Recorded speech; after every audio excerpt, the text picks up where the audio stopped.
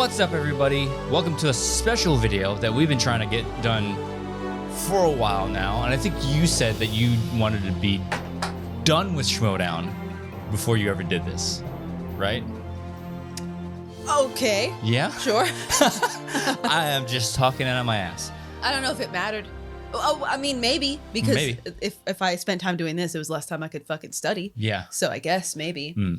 But yeah. But since the Schmodown is over, so you've never really sat down and ranked the films. I've never formally sat down and ranked the films. And it is timely because for some reason, everybody's doing that on Twitter right now. Yeah. And I'm not sure why. I don't know what the occasion is. Hello? Hold on. But keep talking. I'm going to adjust. Fuck it. I don't know why, but I did see people recently like, here's my Star Wars rankings. And, oh, wow. Ooh. Look at that. Now you want to start over? No. We're doing it live. Fuck it. I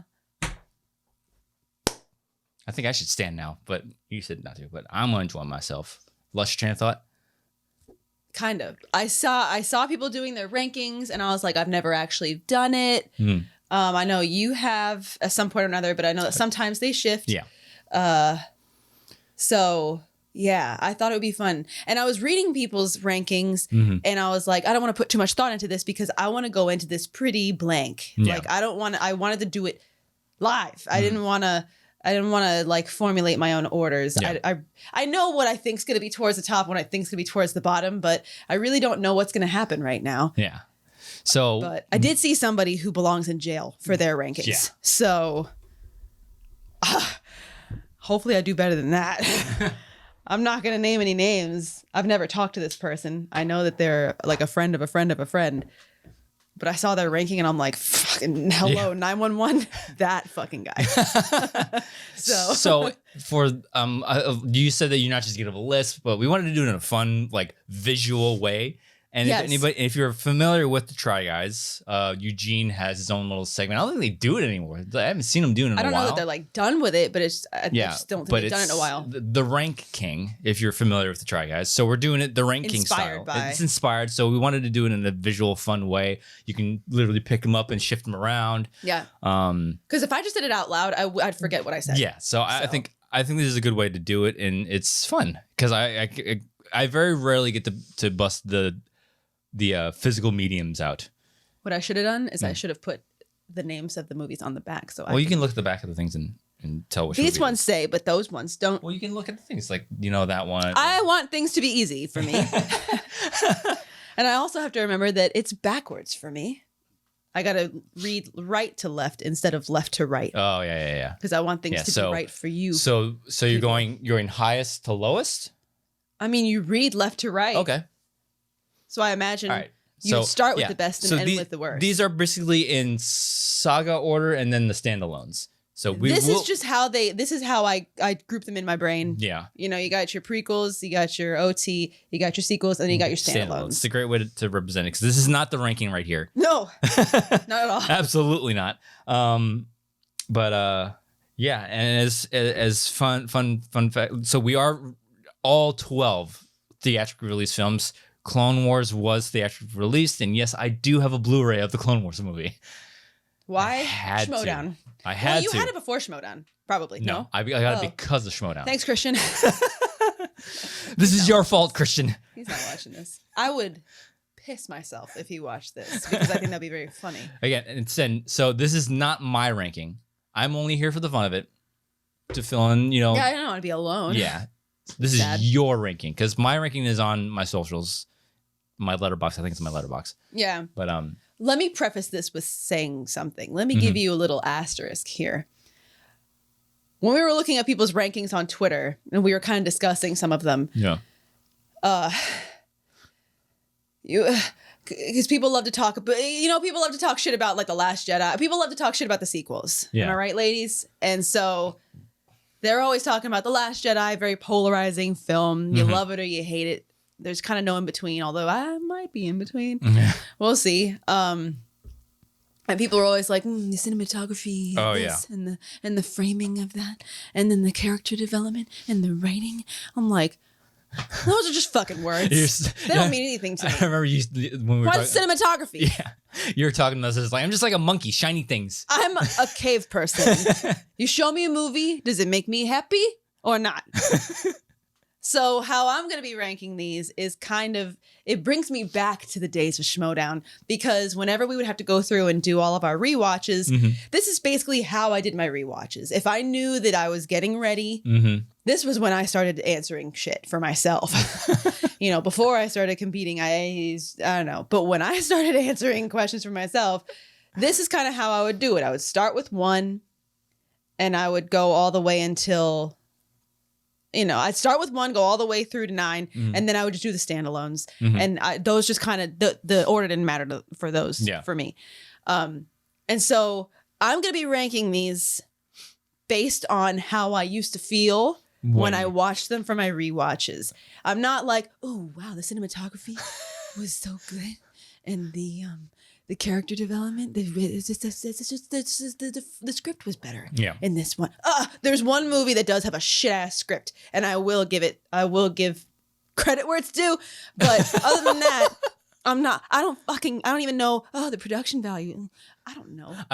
While we're doing this, I will be giving my 2 cents on the film and I'm not going to give my ranking. I'm just going to be like, well, yeah, no, this and that. I'm going to go purely based on, with my pea brain, I'm going to go purely based on. Do it make Dimmy happy? Which one of these would I rather watch? Yeah. It's basically how I'm going to do this. Because I know which movies, when I had to do rewatches, which movies I was like, ugh. And which movies I was like, all right, I'm okay to watch this. Yeah. So. All right. So let's get down to business. To defeat the Huns. All right. So let's do it like that. So let's go do ranking style. So you think if I knocked them down, they'd go domino style? Probably. So let's start at the very top over here with episode 1, The Phantom Menace. Like, where would you put it? Okay. Should I take them all down? Yeah, let's go ahead and take them all down. So we know how these are all the films we're gonna do, and we'll start with this order. All right. Let's see how let's do like trilogies. Yeah, that's a good idea. Okay. Just closed one. We gotta have them open so they can kind of stand up on their own. You feel me? Oh God. Okay. You gotta put. Give me them standalones, baby. So we'll do it. We'll do it. Not very. We didn't really plan this out. No, well, not really. I'll cut this out. No, don't cut it out. People want to see shit like this. Although you gotta redo this one. Oh yeah. What numbers?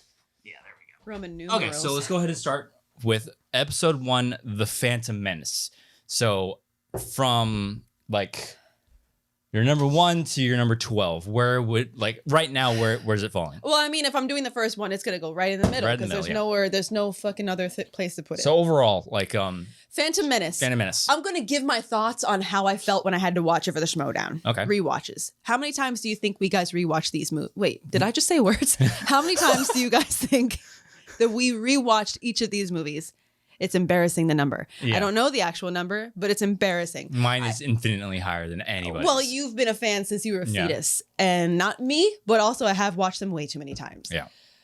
What do you like the best about the Phantom Menace? Before I answer that, I did see a cute thing on Twitter a little while ago where somebody was like, you know how somebody makes a Twitter prompt and then it just goes viral and then it spawns all these quote tweets and whatever and everyone gives their 2 cents.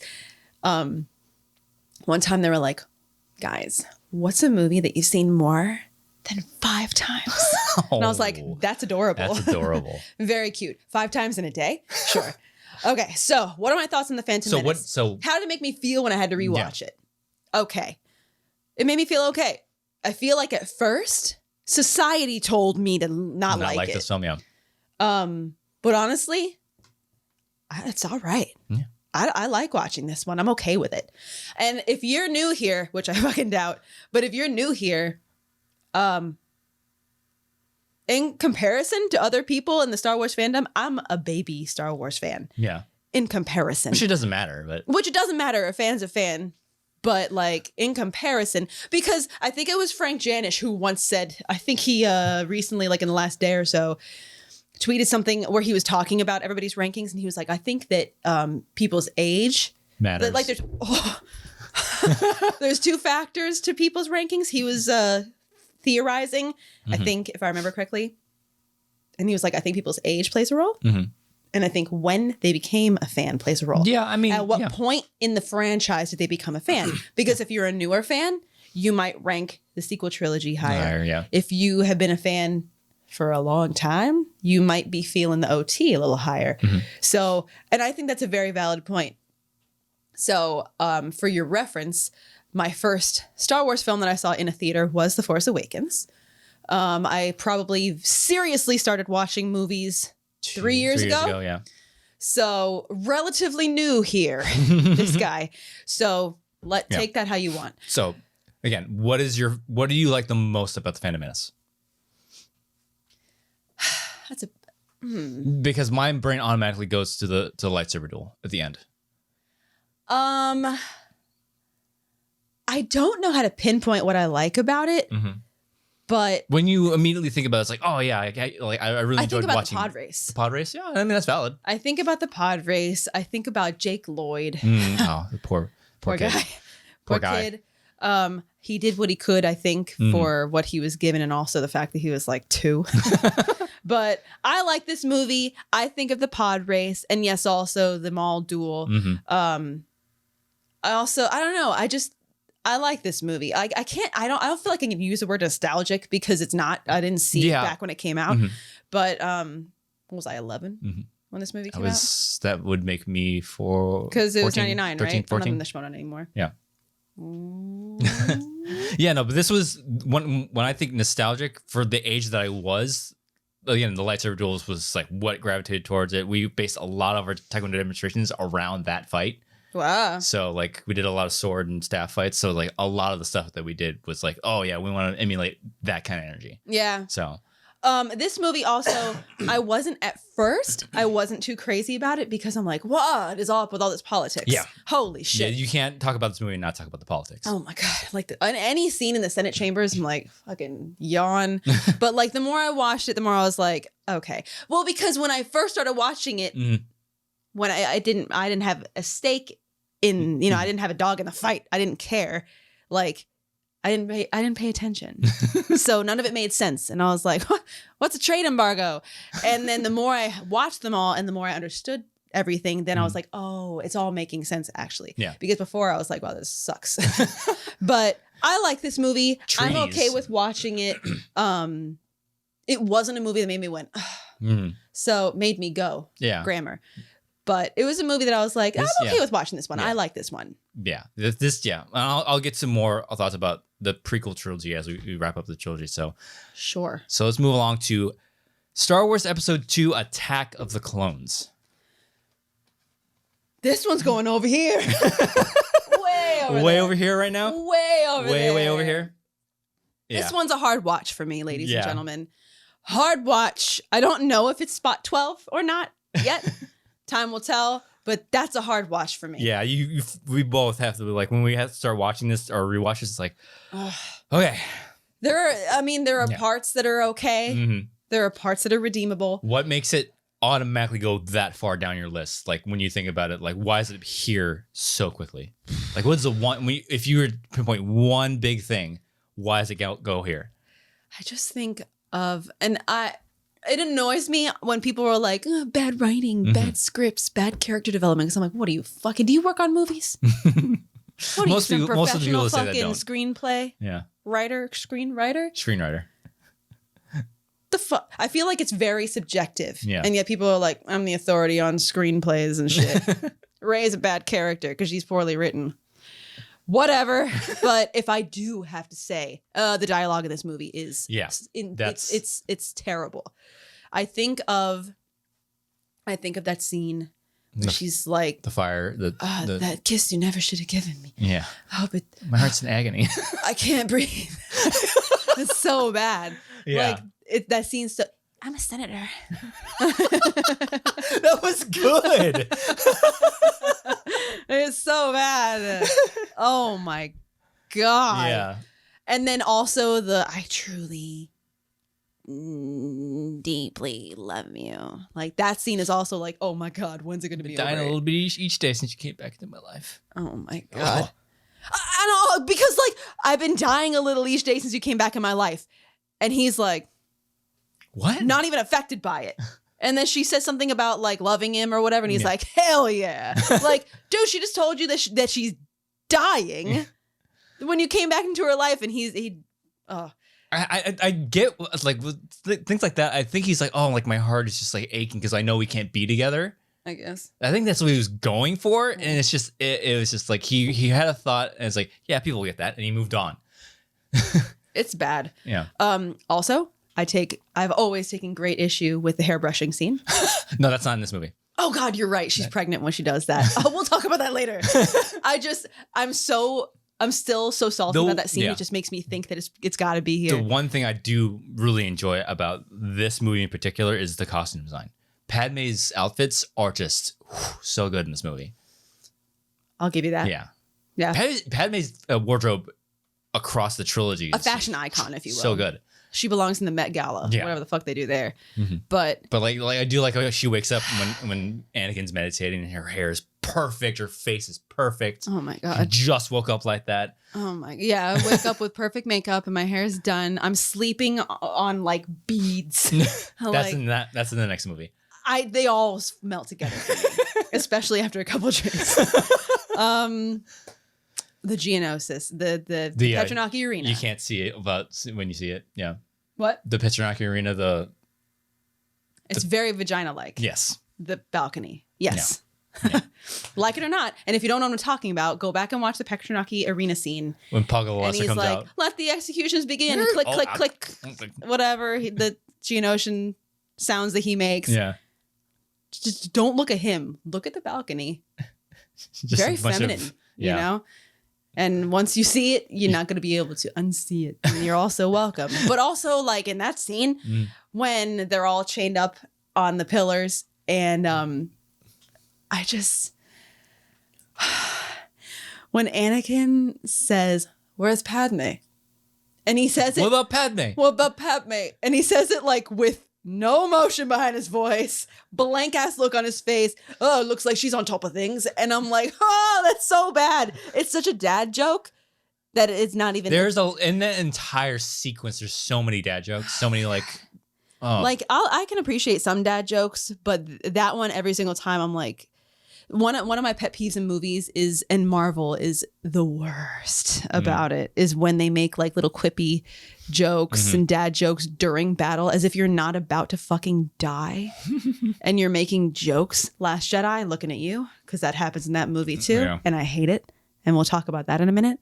But yeah, no, the dialogue in this movie hurts me in physical ways. And yeah. So let's get away from shitting on this movie because we could spend an entire hour just like. What do I like about it? What if you when you immediately watch this movie and you think back on Attack of the Clones, what is the thing you like the most about it?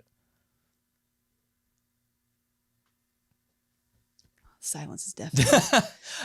I will say that like since like the writing dialogue is kind of but like the story, the overall story, the structure, and sort of revealing what's at play and like how many things are like influenced by one single person. If you look deeply in the story, that's like deeply. Yeah, that's really well thought through. It's just the execution of getting on screen. I think that people gloss over that. It's like if you piece things together, like wait a minute, I was recruited by my man on Tyrannus, but he's also the leader of Separatists, and it's like whoa. So like all these things are being controlled by one specific person. Yeah, and if you don't pay attention, you're gonna miss it. Yeah. So I think that's something I really enjoy. And then as a kid, the Yoda fight scene was like, wow, Yoda's doing flips and lightsabers. But then my taste matures, and then it's like the lightsaber fights started to shift in a way. The rave scene. Oh boy, that Dooku Anakin lightsaber fight and the hangar fucking kills me, dude, in a bad way. Yeah. This is where like the lightsaber fight shifted in a way that wasn't my favorite. Yeah. I started off being good, and I immediately started shitting on this film. I don't know. I honestly don't know. You can't think of one thing that you like about this film. Something that you enjoy watching this film. One thing. Just name one thing that you enjoyed watching. Dexter is fun. I'll give you a that. lot of fun. He's very funny. Obi-Wan. Yeah. I like Dexter Jester. Yeah. He's fun.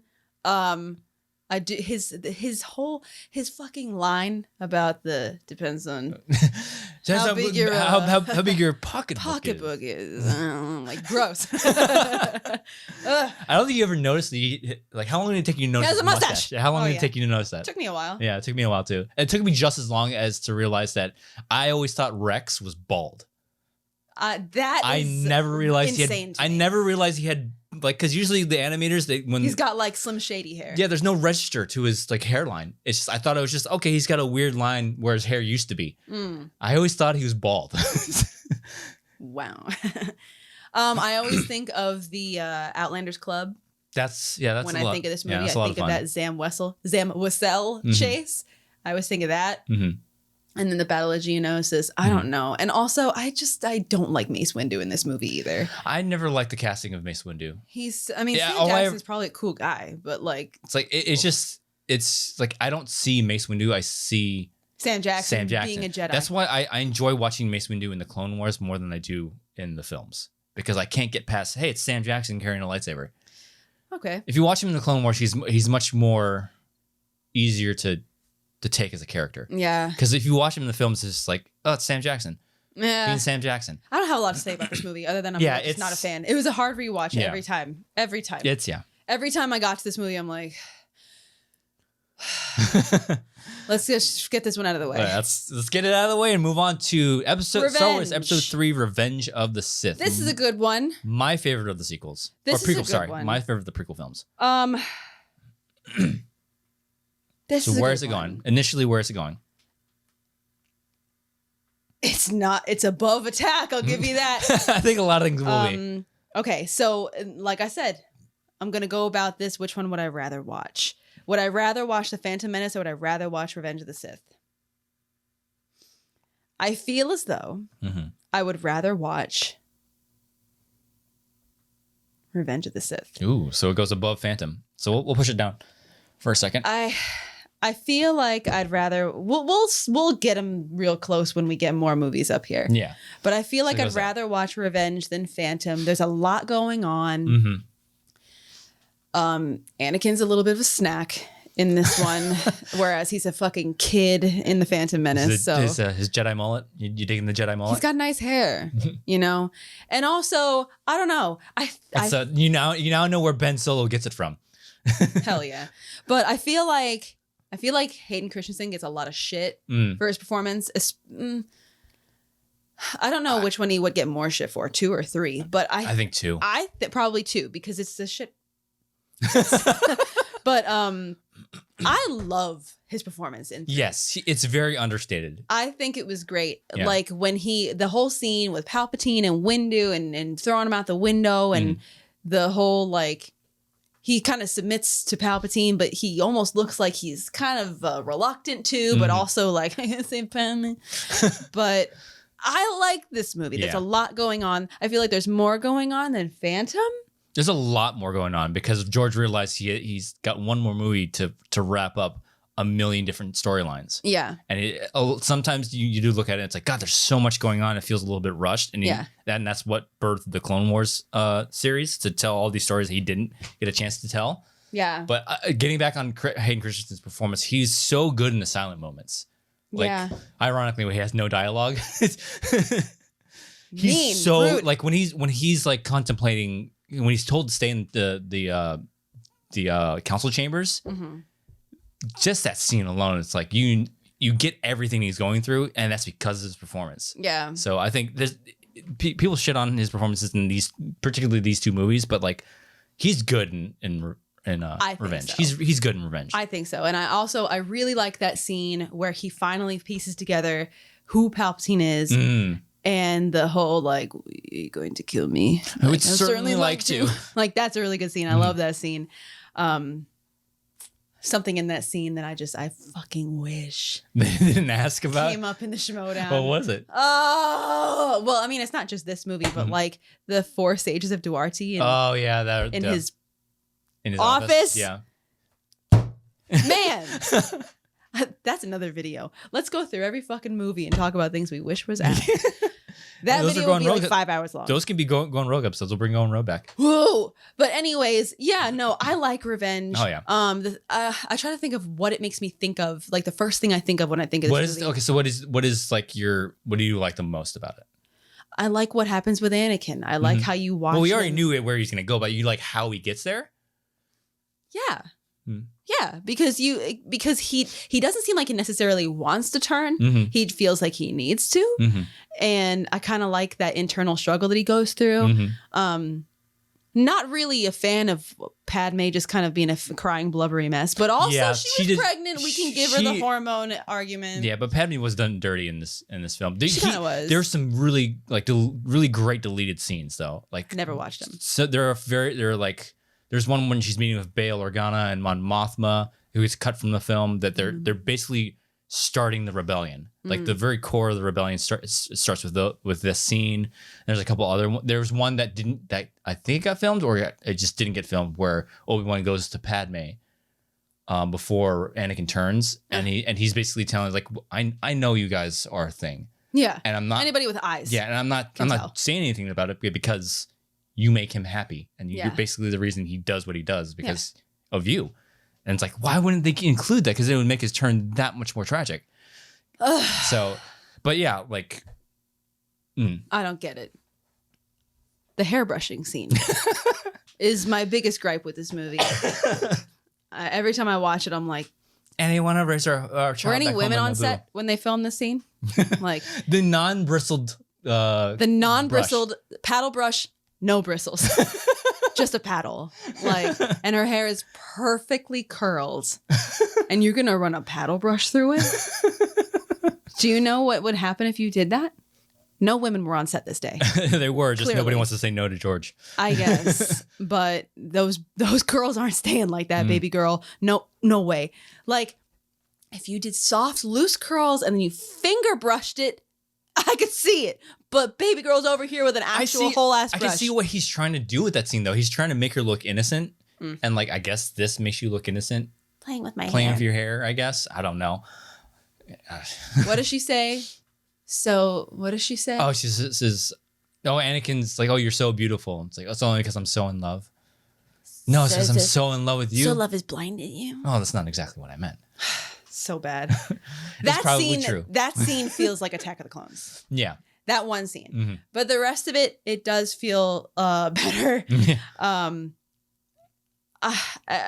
Also finally getting to see, oh my God, he's Vader now and all that stuff. Getting to see Order 66 play out as terrible as it was. All that shit. We get to see Luke and Leia make a little baby cameo. Same kid. Yeah.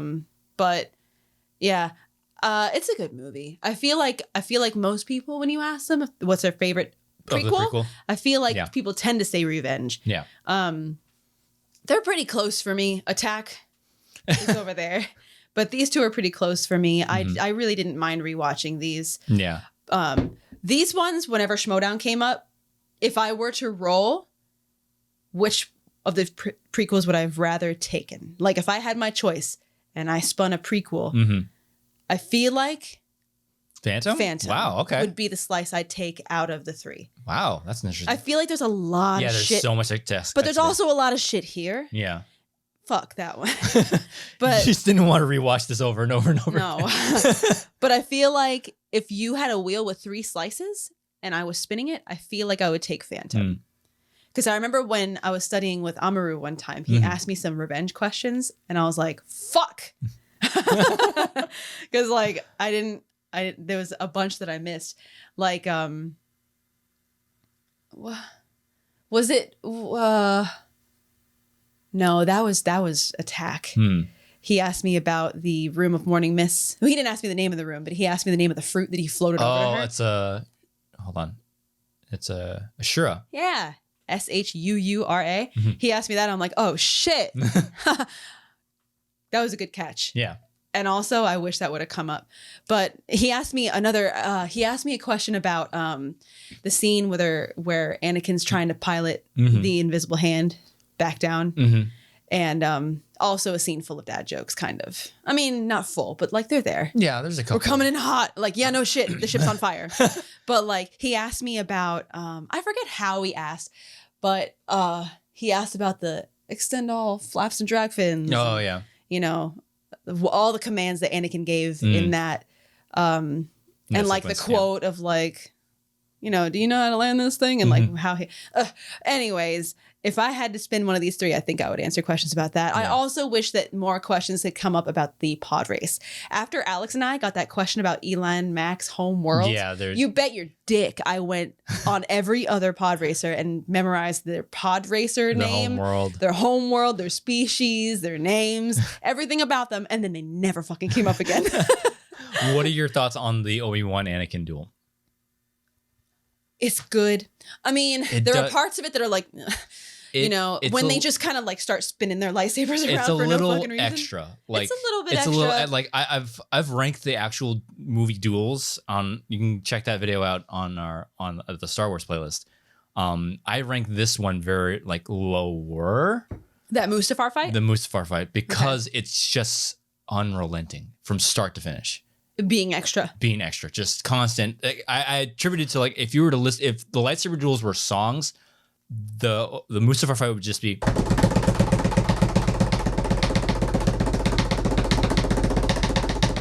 That's it. Wow. There's like if you were to listen to a song like that had no like it would get kind of old dips and falls and rises and crescendos, you'd be like, song sucks. Yeah. And then there's so many other lightsaber fights that have like Empire is my favorite because it starts off low, then it starts to crescendo, and then you get a break. Crescendo. Yeah, and then it crescendos again, and then the finale. It's like it mirrors the story. This one's just like, all right, we know each other's movements. I can understand what you're saying, and I can appreciate what you're saying, but I feel like also it's almost appropriate because it felt like kind of a long time coming. And there's not really going to be a slow build. They're already fucking pissed at each other for different reasons. So they're already going into the fight heated. Yeah. So I feel like it almost kind of makes sense, not trying to defend anything. I'm not trying to defend the scene that's true. That's a good point. You know, but it almost kind of feels appropriate that they go in, you know, dick up. Yeah. I just wish there's a little bit more variety to the court, the stages of the fight. Because it's clearly broken up into stages. I just wish like you would have like have them stop because I love the duel the Maul duel because they're measuring each other up. Specifically only Obi-Wan and Maul, not when it's Qui-Gon there too. The whole thing because there's times where they're backing up into the hallway and Qui-Gon's like, and then he goes. It's like that's how it should be. And I do. That is a great point that I never really thought about. It's like they're already like pissed at each other, and it's like let's just go. It's like a sprint to the finish. There's no warming up to that fight. Yeah, and they already know each other, and then, like it's a teacher. Yeah, it's a teacher facing off against a student. So it's like there's no like I already know what you're capable of. Obi-Wan he's going into it. He's disappointed. He probably feels betrayed. Anakin's going into it. He feels betrayed for just different reasons. They're both already hot going into this. So that's a great point that I didn't really see it or thought of it that way. Yeah. So.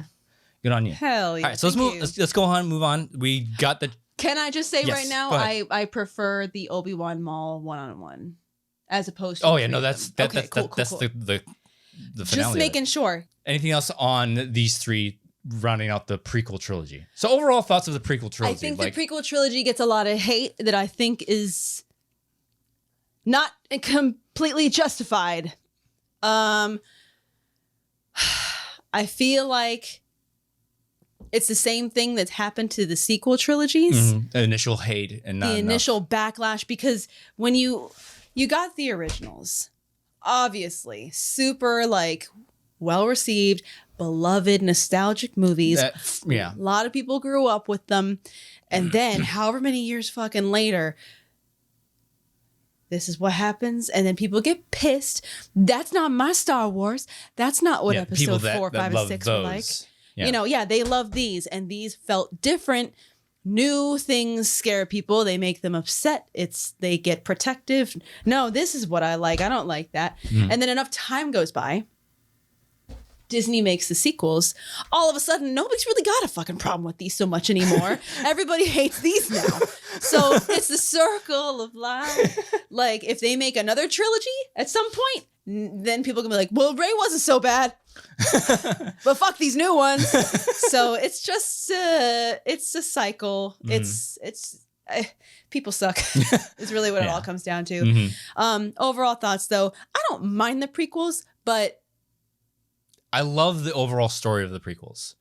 Sure, but if I had to compare the 3 trilogies, probably my least favorite trilogy. Me too. Same if here. I'm being honest with myself. Crazy woman. All right, so let's go ahead and move on to the OT. OT, baby. Where it started it all. Episode 4, A New Hope. Star Wars and New Hope. So where does this go? This is where it gets fucking hard, actually. Really? A New Hope. Am I going to get any shockers? Like what? Like I honestly don't know. Really? Okay. I honestly don't. Okay, so where is the one that started it all? It was all fun and games when it was one trilogy. Now we're introducing other shit in. I wish I could just rank the trilogies alone. All right, so where's this A New Hope? This is hard.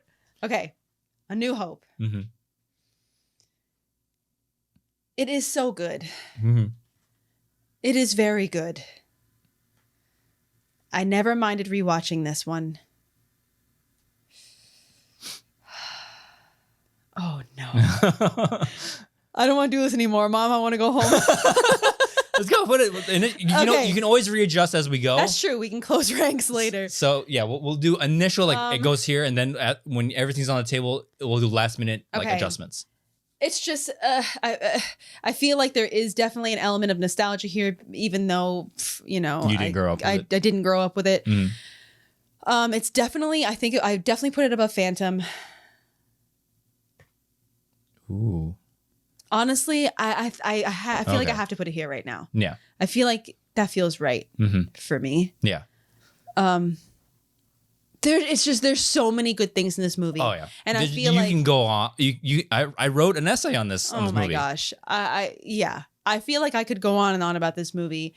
I feel like I watched it a lot.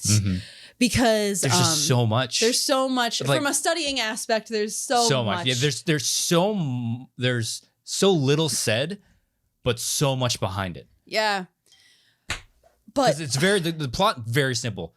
Very simple. Evil Empire has a big bad weapon. The small farm boy don't like it. Farm boy rebels need to destroy it. That's really all it is. And then there's so much that happens in between. Yes.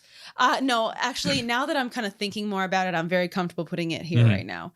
But from a trivia perspective, holy shit. Yeah. There's so much. Cantina scene alone. Yes. And another question I think happened with me and Alex was that Jospor question. Oh, yeah. And then I fucking studied my dick off on this cantina. we had, and I don't think it really ever came up much again. We actually printed a graphic of every single character and put it on our kitchen wall. Every single? Every viable character. Yeah, a lot of them. I made a graphic.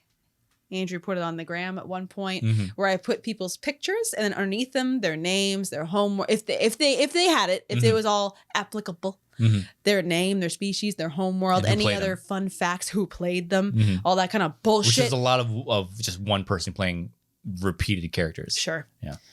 Who's your favorite Cantina patron? Ooh, that's a great fucking question. Thank you. Ooh, I would say my favorite Cantina patron.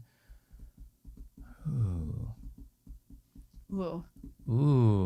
That feeling when you ask a question that you don't know the answer to. There's so many of them though. Oh no. It is a good question. Thanks, me. I mean, Momom and Nadon is a good. I can't believe that bitch never came up in the Schmodown. We're gonna ask about Constable Zuvio, but we're not gonna ask about Momon and Nadon. Okay. Oh, which one is the? Hold on. Ask me. See if I know. See if I remember. I always liked Cade. Okay. Cade sure. was like, give me a drink. me.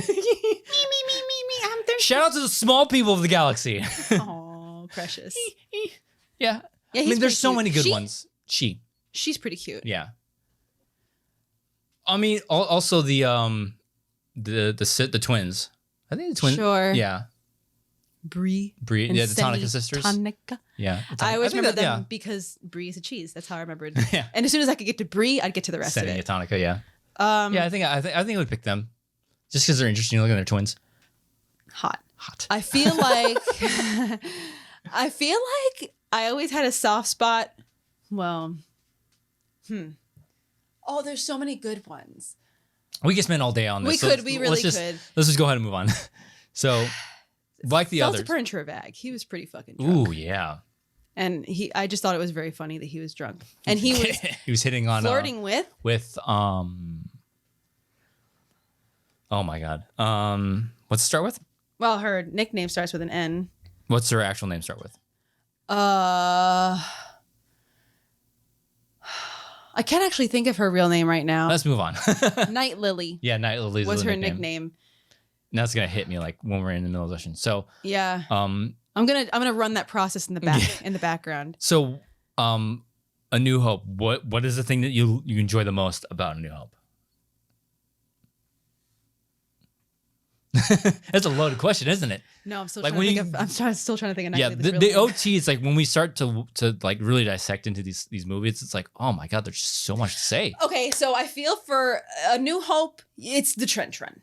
Yeah, I mean, come on, that's like that's the cornerstone of the whole movie. I feel, it's good. I feel like one thing that always surprises me when I watch that movie, I feel like it goes by so fast because that Death Star battle takes place and it's like at the end of the movie. Yeah, like you would think that would be like in the middle of the movie and there's still more shit to go, but like I feel like when that happened, there was only like 10 more minutes of the movie, and that always surprised me. I don't know why. But well, it's the villain of the film, I guess.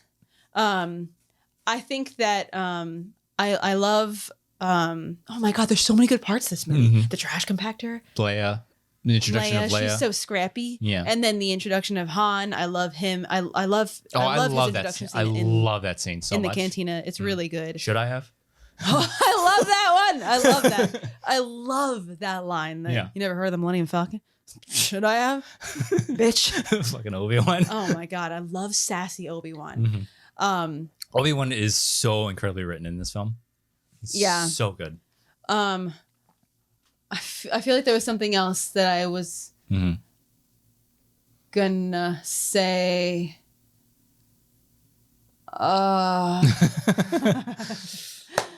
Lost my train of thought. Yet again.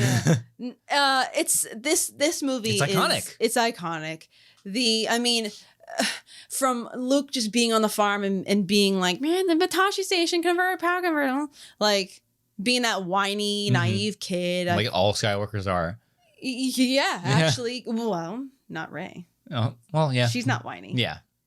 Take that, anybody that doesn't think she's a Skywalker. The cantina scene, the trench run. I love when they're infiltrating the Death Star and all the like bickering and fighting that they all do. I love Peter Cushing in this movie. He's so good. So good in this movie. You said you didn't want to. Oh my god, I almost did it. What? That one line that Mark Hamill just sputtered. Look, a few minutes ago you said you didn't want to be captured. Now all you want to do is stay. Yeah. Credit for him You're for so doing popular. that. Who's texting you? It's TurboTax. Oh, that's not fun. No, yeah, this movie's really good, and it was always a pleasure to rewatch it. I don't know, it felt like it went by in the blink of an eye. Yeah, anything that you just like don't like about it? No, I don't think so. I think the only thing that I will say is the lightsaber fight is very of its time and it's very dated. I would agree with that. It's very dated. I would agree with that. And the Obi-Wan Vader. Yeah, it's limited to what they had with an old man fighting a guy in a really big clunky suit. Yeah. To the technology they were using. Like Vader can barely lift his arms like above his shoulders. Yeah. Yeah, I would agree. It's a pretty weak lightsaber fight. Yeah, the lightsaber fight is very dated. But I mean, other than that, it's Alec Guinness was also no spring chicken at the time. R.I.P. But let's call a spade a spade. But yeah, no, I agree. That was a lackluster, but it was of its time. It was a while ago. So you got to kind of, there's certain things that when you watch a movie from 1977, you kind of just have to let go. Yeah. You just kind of have to let some things slide. And that's one of them. Yeah. The rest of it makes up for it. Yeah. Yeah. So let's go ahead and move on to, that's the wrong one. So Episode 5, The Empire Strikes Back. My favorite Star Wars film. I mean, immediately Battle of Hoth, obviously. Oh, yeah. Comes to mind. Yeah. I would constantly there was a game for N64 called Shadows of the Empire. Yeah. And it's supposed to be this legend story that happens between this movie and Return of the Jedi. And I would just constantly replay like the first level, and it's the Hoth battle. And you're a snowspeeder, and So Mium Onith. That's Night Lily's real name. yes, thank you. Fuck yeah. Still got it. Still got it. I know the 15-second countdown is long gone, but I still fucking got it. So Yeah. what did you say? So Shadows of the Empire would constantly replay the. Is that set during this? Yeah, it starts off during this movie and it branches off into its own little storyline. But I would constantly replay the Battle of Hoth, and like rightfully so because it's same, an amazing. Man, same. Every time I played battle. that game. Every time.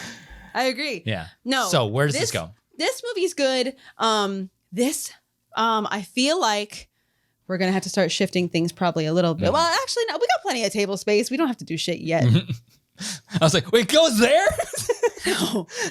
No. I feel like if I put this over here, you would just flip the table and end the video right now. Video's ended. Where's it go? We can always tinker with it later. It's just initial, like it goes here. There's just so much good in this movie. It's been so long actually since I've watched any of these. It's crazy. Yeah. It's been so long. Haven't watched these videos. We really should have rewatched them before we did this video, but what was how embarrassing. Because it's been so long. Had a couple of drinks. There are some things that I'm like, oh, it happened in this movie. No, actually, that happened in a different movie. Crazy how I got questions right in the Schmodown. Put it down, girl. Where are you putting it? Oh, I'm gonna put it down. I think I'm gonna put it. Just among these. Yep. I think I'll put it there. I think that's fair. Yeah. But yeah, so much good in this movie. I mean, but you look back in the history books, people looked at this movie like, they hated it. People initially hated it. Really? Mm-hmm. Why? Because of the whole, like, it wasn't as fun as the first movie. Lord Vader is Luke's father. How the fuck does that work? It was a lot of, like, how people that don't like The Last Jedi received The Last Jedi. Huh. So different from the first. Don't like the changes they made. Poorly written film. Oh my God. Got how many Oscar nominations? Don't ask me that anymore. It got very few Oscar 3, 4? I think it got like 3 or 4 nominations, whereas A New Hope got like 10. Rest assured that at one point I knew every single Oscar for every single one of these movies. But in this moment in time... Yeah. No, but so, yeah. But now, again, time goes by, you look back on it, and it's just... It took that leap as to being like a serious type of movie. Mm-hmm. So I there's just so much I love about this film. It is my favorite of all Star Wars movies. Yeah. And it's just... I love that this is one of those movies where Vader, he does feel very intimidating. Mm-hmm. The whole thing with like... he's the villain of the film now. Because like in the last one, he's just like this dude that was standing around and Tarkin called the shots. Right. He's the villain of the film. But like the whole thing with like... Mm-hmm. all the officers are like terrified of him. You make one fucking move and you're dead. Yeah. Hey man, you're promoted now. Thanks. I don't think I want it again. Oh my God. Admiral. Yeah. Seems like a pretty shitty job. No thanks. But, and I do enjoy the scene on Dagobah when Yoda first gets introduced because I know how much you love it. So that makes me love it. The whole, like, it's just so Yoda for him to be like pressing Luke's buttons the whole time. It speaks to me so many ways because you've met my grandmaster. I love your grandmaster. He's so cute. He's so serious on the map, but then he also has this funny sense of humor and he'll just fuck with you for no reason. But he's also terrifying. He needs to be. Mm-hmm. I mean, he was always a teddy bear to me. Yeah. But I had a real life Yoda, and I think that's why that scene spoke to me so much. Was this older, wiser, like teacher that just has a sense of humor and can mess with you whenever he wants. And so. I love that we're meeting Lando, and I love hello, what have we here? I love the dynamic of. I appreciate the dynamic of Han and Lando more after Solo came out. So that scene where they first meet on the landing platform and the whole like that means more. And I just think it was really cute. But I enjoyed seeing the dynamic between Han, Leia, and Lando in those scenes. I like the Cloud City shit. You know, it's good and whatever. I don't know the names of the Bespin wing guards. Fuck me, right? If you know, you know. But you know the area they're in is the life zone though. I should have gotten more credit for getting that right. That is the. If I'm being honest, if I'm with being myself, completely honest, that is the hardest question that was ever asked in the division. I don't know about that. No, I would say nobody knew that question. The fact that you somehow managed to have that in your head. I have a very odd memory. Yeah. There are certain things that I'm like, how the fuck do you remember that? Even Schmodown matches, you're like, remember when this person faced this person and this happened? I'm like, I didn't even know they face each other. Like there are certain things that I don't know how, I don't know why, but then there are other things that just stick with me. Like I feel like I've always been good at studying. Yeah. So when I'm in that kind of a mode, things tend to stick with me. Maybe that's why. Maybe when I really apply my mind, yeah, I can kind of make things happen. But when I don't care, oh boy, that shit doesn't stick at all.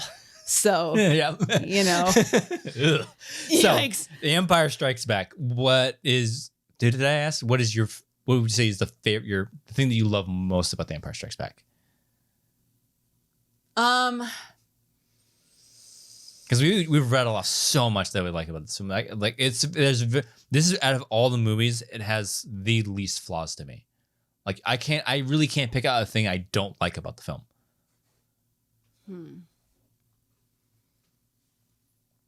I was gonna say the lightsaber. I'm thinking of Return.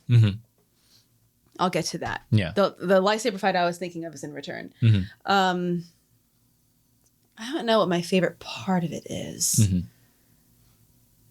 but we can move on. I think I like the scene where Luke wants to leave Dagobah to go save his friends, and Obi-Wan and Yoda are like, "Fucking no! Like, please don't, please don't. You're gonna end up an agent of evil and blah blah blah." I enjoyed that, and I liked. It's almost like Luke's. I don't want to say he was being naive, but you know, he was almost kind of letting his heart lead him instead of his brain. Like he probably shouldn't have gone. And it didn't really end up great. It comes, you know. Yeah, but like just to speak to that note, it comes full circle. It's like that him thinking with his heart and caring for people is what really saves everybody in the end.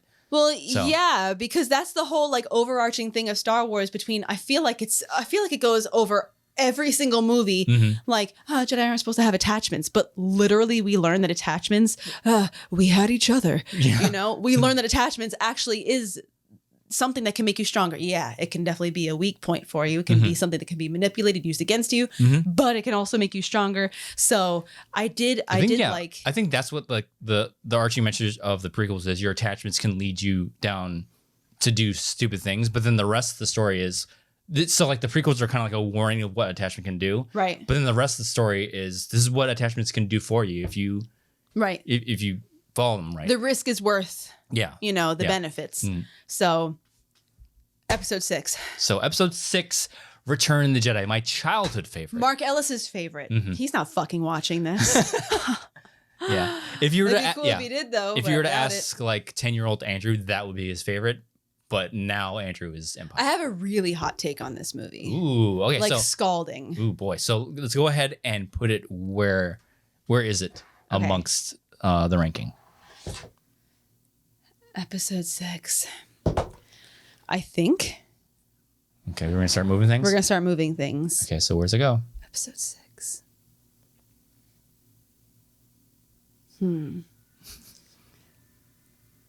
Uh-oh. Come on. I almost hope Mark Ellis isn't watching this. Okay, so where's it go? He's not. Are you going to do it? You're going to go ahead, just do it. This is, again, we can tinker later. This is where it initially goes. Come on. Initially, I want to put it here, but. Oh, no. Sorry, Mark. He's not fucking watching. But I also kind of want to do this. Okay. That's more where I have it. Here's my hot take. Okay, so here's my hot take. Go ahead with your hot take. I'm not crazy about the scenes on Endor. Oh, no. I'm not. On Endor? I'm not. The Ewoks are fine, but they're not my favorite. I love Ewoks. Love Ewoks. I also Shout out to the little people of the galaxy. I also think don't put that evil on me, Ricky Bobby. I also think that the ending song that is there now is better than Yub Nub. Yeah, no, I would 100% agree with you. I'm sorry. Yub Nub is nostalgic, but it's let's call a spade a spade. It's not as good as what they have now. Yub Nub is definitely of its time. I think this is. What did I do? Yeah, I think this is accurate for now. Episode 6 was one that at first when I started watching, I'm like, I don't like this movie. Really? Holy shit! So man, fuck this movie. But the more I watched it, I was like, all right. It does contain one of my favorite lightsaber duels of all time. The Vader versus Luke. Really, really love the Vader Luke duel in this movie. It's so short though. That's like my only problem with it. It's the shortest of all the fights. It just makes you appreciate it more. You know? I think it's great because I love the fact that you see Luke almost for the first time lose control a little bit. And he almost gives into it. But then he's like, no, dog. You fucking suck. And I'm going to take the high road here. And I really enjoyed that scene. The "So be it, Jedi" is one of my favorite lines ever. Nice. I just think it's great. I love that line. Yeah. I know that the more iconic line is the no, you failed. You know, I want to be a Jedi like my father before me. But I always love the "So be it, Jedi" because he just spits that line out at him, and I love it. I do like the look that he gives him before that line because it's like he spent how many years to eradicate the Jedi, and it's finally like, fuck, they're back type of look. I really do love Palpatine in this movie. Oh, he's so good. He's the best. Palpatine is the best in this movie. The character of Palpatine is the best. How he kind of he tries to toy with Luke the whole time. The whole like, take your Jedi weapon, you know, strike me down with it. I love those scenes because he does it like twice. He does that whole like rigmarole of like, I'm just mine. a feeble grandpa. Kill me. Yeah. Oh yeah. And Ian McDermott's performance is probably the best here because I've told you before, like it's not like in like he's so cool. Yeah, in Revenge and in Rise especially, it feels like he's doing a caricature of his own character. How dare you? But okay, go ahead. But in this, it's so very like. Well, he's just got this like so good. He's got this air about him that like I know that I have you where I want you. Yeah, it's effortless. Yes. Like his performance is so effortless in this movie, and then like in the other ones, it feels sort of borderline forced. I get it. It felt like like George like in Revenge is like, all right, let's take what you did in Return and just like amplify it. Dude, give me more of the no, more of that. Yeah. Type of thing. Oh no, I'm popular. Oh boy, is that your boyfriend? No. It's a recipe app. What do they want me to make? Double crunch shrimp. Ooh. I like shrimp. No, but fuck you. Yeah, but like it's so it's so very subtle and it gets everything you know about Palpatine, everything you love about Palpatine, and it's so little words. Yeah. It's so good.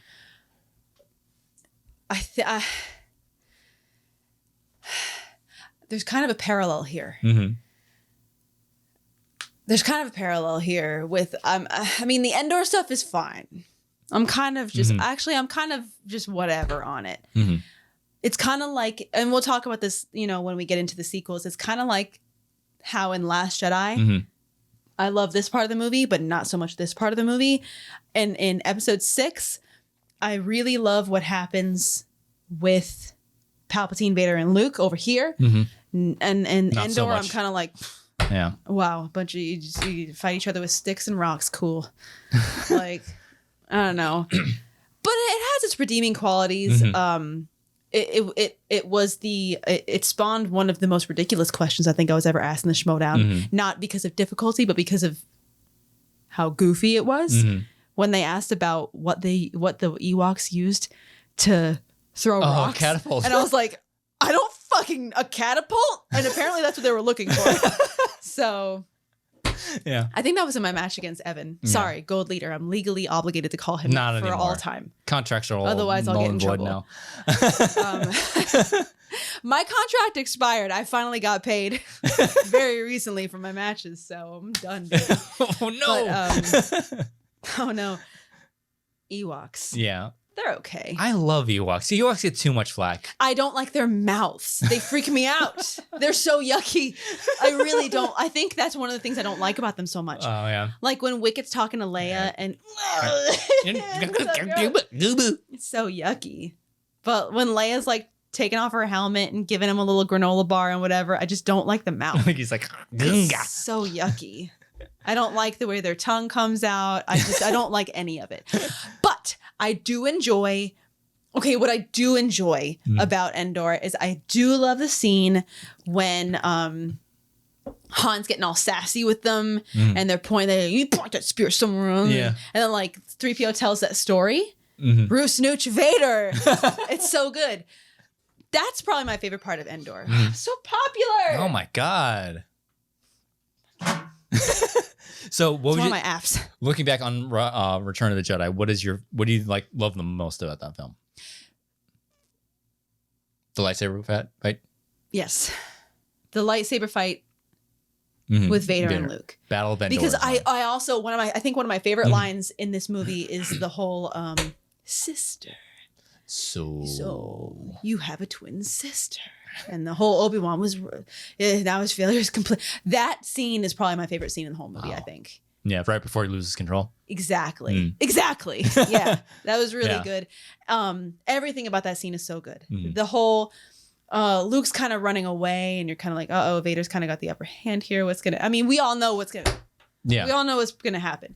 But even rewatching it, it's like, oh no, like Vader's got the upper hand. Luke's kind of hiding and retreating, but then Vader knows exactly how he needs to poke and prod because he's trying to get him to lose control, and he almost does. Luke almost loses control, but like you said before, everything happens without having to be spelled out through dialogue, and you realize that Luke realizes that, wait a minute, I'm not fucking doing this. We both have no hand. No, this isn't how this is going down for me. And then the whole "so be it, Jedi." I hate that they added the no. That is my least favorite thing about the newest version of this film. And that's all I know. I never saw it. Yeah, without it. The scene is perfect without the nose. I do hate the no as he throws him down the thing. It sucks. I really wish they hadn't added that. I do not know why they added that because the scene speaks for itself. Like all you needed was Vader wordlessly looking between. Yeah, like you said, and you know what's going on. You said it without saying it. Exactly. So if I was to look back on this one, the newest edition of the nose is like my least. Also, the whole Jedi Rocks thing. Oh man. So bad. But like my favorite thing, if you the root of my obsession with Rogue Squadron dates back to the Battle of Endor. It's my favorite space battle of any Star Wars film. Like it is the best. In my eyes. I think Wedge is is in his coolest. Oh yeah. In this movie. Yeah. Red leader. Yeah, when he's like, "I'll take the leader." Like, fuck yeah, get him. Oh, it's so good. People probably won't notice, but when you can juke out a TIE interceptor with an X-wing and cause it to crash into another ship, you're a pretty good pilot. What's a TIE interceptor? Asking honestly for a friend. That's me. It's incredible that I was able to win any matches. Oh boy! Everybody that lost, you just kind of like, no! I lost to what? Wait a minute, the TIE Brute's not in this movie. Like literally trying to think of what a TIE interceptor looks like. It's the one with the 4. It looks like the TIE Whisper. Like a whisper. That's what I was just gonna say. I was gonna say that. I knew that. Yeah. I was gonna say that. Yeah, it's the predecessor to the Whisper. But yeah. So any final thoughts on Return? Well, before we move on. Return. There's definitely a handful of Star Wars movies that when I first watched it, I was like, ugh. But the more I watched it, the more I appreciated it. And this is no exception. This is one of the ones that the more I watched it, the more I was like enjoying it and finding the nuances. It's okay. There's a lot of things I like. The Jabba Palace scenes. Another thing that we dissected to no end. That really never actually benefited us. Yeah. So glad I spent all that time. Yeah. I'm glad I spent the time learning every member of that band. Oh my The God. Max Rebo Band. Oh, so Learning every member and their home worlds and their actors and their instruments. and their instruments. Oh my God. The Chindinkalu flute. Hello. How Dota- come that didn't come up? My favorite member, Dota Barano Uedo. So Never came up. I wonder why. So Lin Mi came up once for Ken and Ace. Mhm. And I think Ken missed it. I don't remember if Ace got it or not. Actually, I don't remember. I think they both missed it. Yeah. Anyways, so let's go ahead and move on to Okay, now it's just gonna hit the fan, I think. Yeah. The sequel trilogy. Moving on to the sequel trilogy. Or as we call it, Nikki's introduction into the Star Wars fandom. How embarrassing for Oh, me. embarrassing. The Force Not really. Awakens. So episode 7, The Episode Force 7, Awakens. The Force Awakens. And- I'm going to apologize in advance to everybody that doesn't like Disney Star Wars. I love Disney Star Wars. Well, then I'm not Disney's- fucking talking to you, am I? Disney saved Star Wars. Uh-oh. Mhm. Turn off the comments. No, I'm not. Okay. Come at me. Episode 7. Where's it go? Where does it go?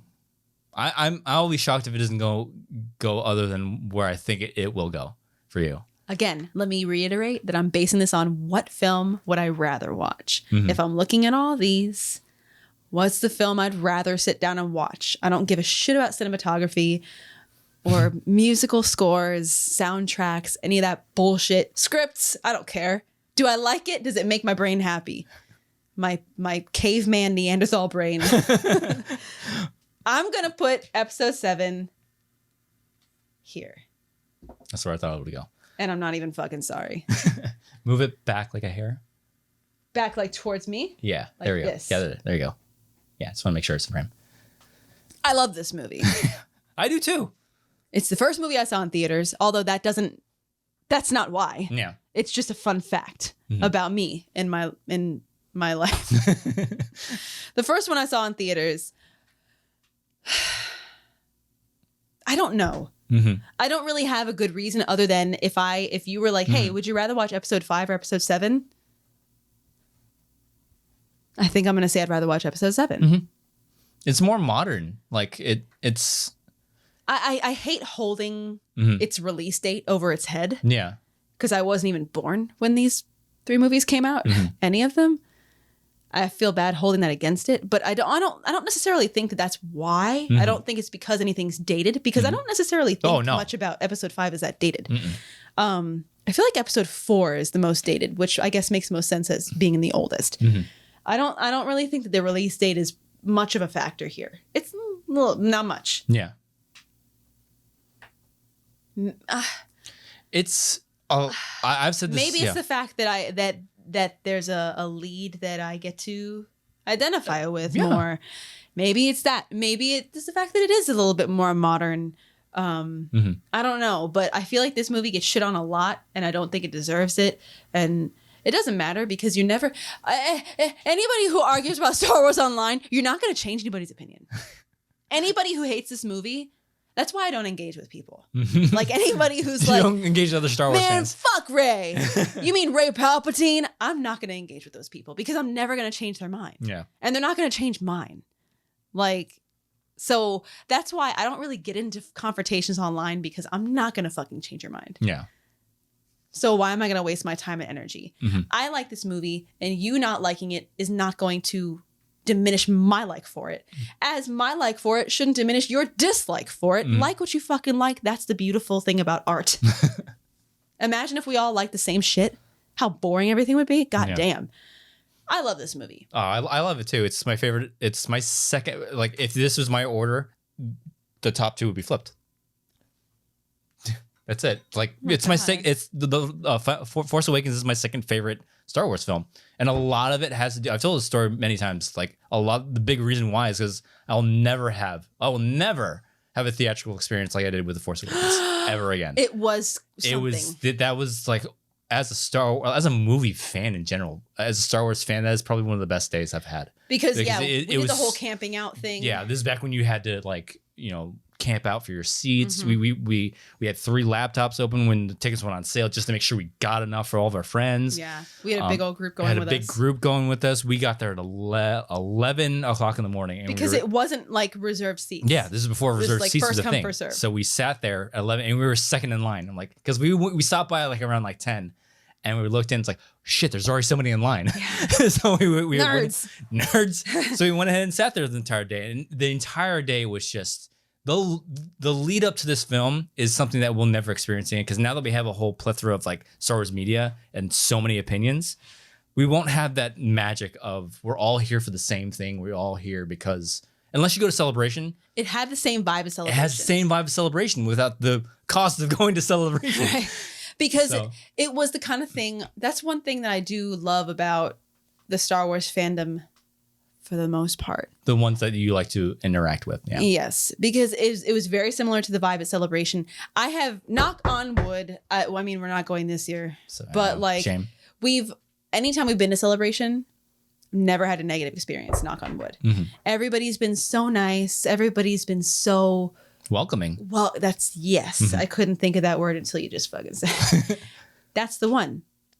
You can just walk up to any random person and be like, "Hey, Star Wars," and they'll be like, "Yeah, Star Wars," and then you can talk for like the next hour, even though you don't even know this person. We talked to somebody who barely even spoke English and bonded with them over the trailer for episode 9. Because we heard the Palpatine laugh with her. I think she was from Germany, and she barely knew enough English to ask us if she could watch the trailer with us on our tablet that in the hallway. Because we weren't in the panel. Yeah. And she came up to us like, and asked us in her own way, like, "Can I watch it with you?" That's beautiful. I mean, we could barely communicate with this woman, but we communicated in Star Wars. We communicated enough. And after it was over, we still were like, she was like, "Oh, was that Palpatine?" It was such a cute moment with a complete stranger from a different part of the fucking world. And we still could bond over something. And I think that was a pretty special moment. And it was like that when we went to the Force Awakens premiere. Yeah. Because everybody's standing in line, waiting in line, and you could just start up a conversation with anybody. And how do you think it's going to be? Who do you think this person is from the trailer? Exactly. Yeah. And I remember when this trailer came out and you saw that scene on Starkiller Base and Rey had her like arm down and she when looks up with the tears in her eyes and everyone's like, oh, who's dead? Who's over? Who's dead? Over? Who's dead? And everyone's got all their theories of who it was. We all know who it is. I see first Chewie. No, they can't kill Chewie. Exactly. And then the whole like the cross guard of Kylo Ren's lightsaber. It was just, there was so much new stuff that everyone got so excited over that it was a really cool, even though it was my first introduction to basically Star Wars, I just think it was pretty cool to see that raw excitement from people that have been fans way longer than me. And it was new, fresh stuff. And I know a lot of people give this movie shit because they're like, it's just a new hope. It's just a rehash of A New Hope. It's too safe. Let me tell you my thoughts on that. Let me try to keep it short. Yeah. I don't think J.J. Abrams had a choice. Yes, it is. The notes are similar to A New Hope. Yes. Broad strokes, yeah. We have a farm girl, and she's very naive, doesn't know what the fuck she's really doing, kind of stagnant in her lifestyle. And then she somehow gets whisked into this life of like... It's a scraggly old mentor that helps her through it. Exactly. And then there's this big battle station that needs to be destroyed. Oh my God, how are we going to do it? Oh, we fucking did it. Yeah. Everybody's looking for this data thing. Oh, it's got to have a weakness. They always do. Ha ha. Yes, I understand that there are a lot of parallels to A New Hope, but I don't think J.J. Abrams had a choice because he had the daunting task of... What's the word? Pleasing. Reinvigorating, reinventing, resurrecting. I'm not sure what word I'm looking for, but he had the task of introducing a brand new trilogy, however many years after the prequel trilogy ended.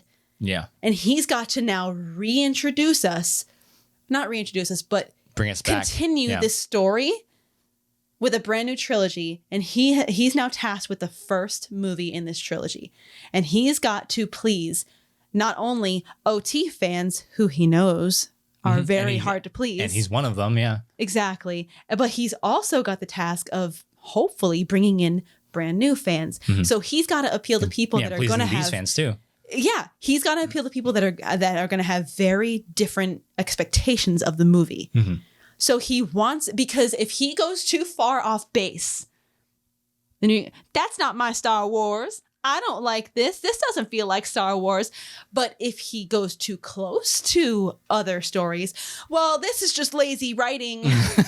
So it's like he's got to toe the line in between of, I got to make it feel familiar. I got to lean on a little bit of nostalgia to keep the existing fans so it feels right for them. But I've also got to make it fresh so I can bring in new fans and then they can go back and watch all the other bullshit that's already came out.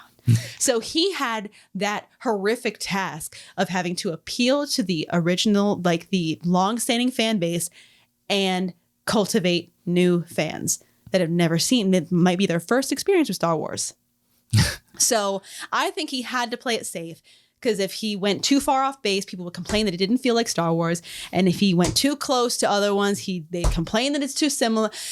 He had to. He had to do it. He had to do it. I think he didn't really have a choice but to make it very similar to A New Hope.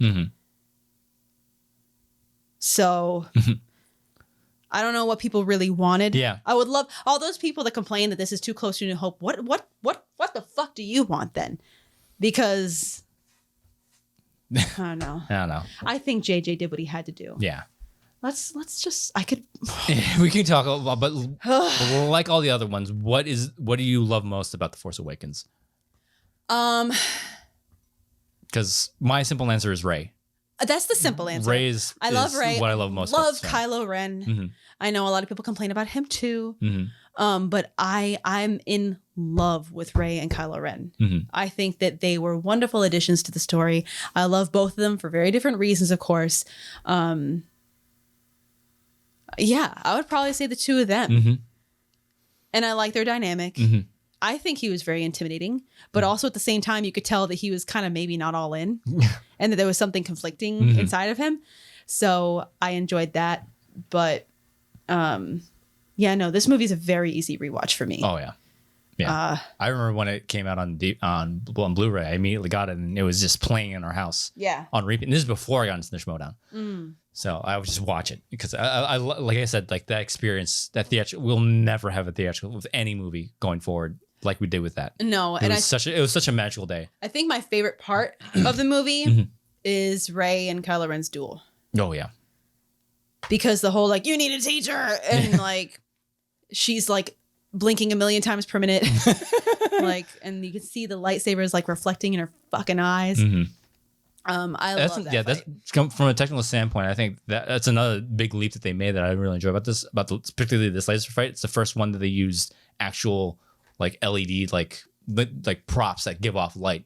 So and it adds so much flavor to the duel. Yeah. So. And I know everyone complains that she's OP and how does she beat Kylo Ren in a fight? Kylo Ren had already been shot by Chewie's bowcaster. He was already a little bit hurt, well, let's move on. Okay, so moving on to The Last Jedi. The Last Jedi. This is not going to be difficult for me, ladies and gentlemen. Oh boy, this is where it gets spicy. I'm going to put this one. Oh boy, this is where it gets really spicy. What do I got here? You got Revenge. And then Phantom. Where does this go? Is this going to be the first shock of the video? As if Force Awakens at the top wasn't enough for people? Where's The Last Jedi? This is probably one of the most polarizing films in all of them. It's going on this half. Oh boy, where's it go? Where's it go? Oh boy. Oh no. This is a very odd movie for me because there's parts of it that I fucking love. Yeah, me too. And there's parts of it that I can't stand. I think. Oh. That. Oh. Oh no. You know what? Just again, we can always tweak this. We can always tweak this. Just go ahead and put it where you want, and then we'll adjust as we go.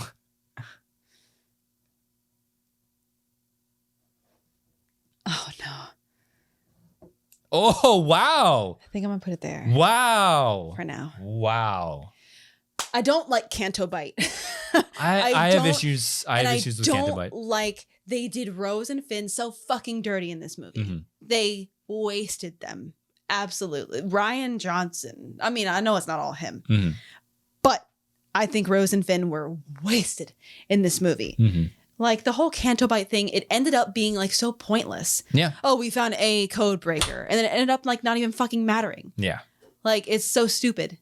It was like, well, I got these two characters. I mean, they're kind of important. I got to do something with them. That's the feeling I got because I think we both kind of like have the same opinion of this film. Like everything to do with Kylo Ren and Rey and Luke, phenomenal, so good. But then you have the Resistance side of the story that like it felt like Ryan Johnson just wanted to tell the Rey, Kylo, Luke side of the story, and just like I have to tell this story, so I'm just gonna do this. I'm also not a fan of how Poe was done in this movie. Me too. He was just kind of like the I'm a stupid meathead and I just like to fly things. I like to fly ships and blow shit up. I can't remember who told this to me of their opinion about it. I think it was Craig, Barbarian.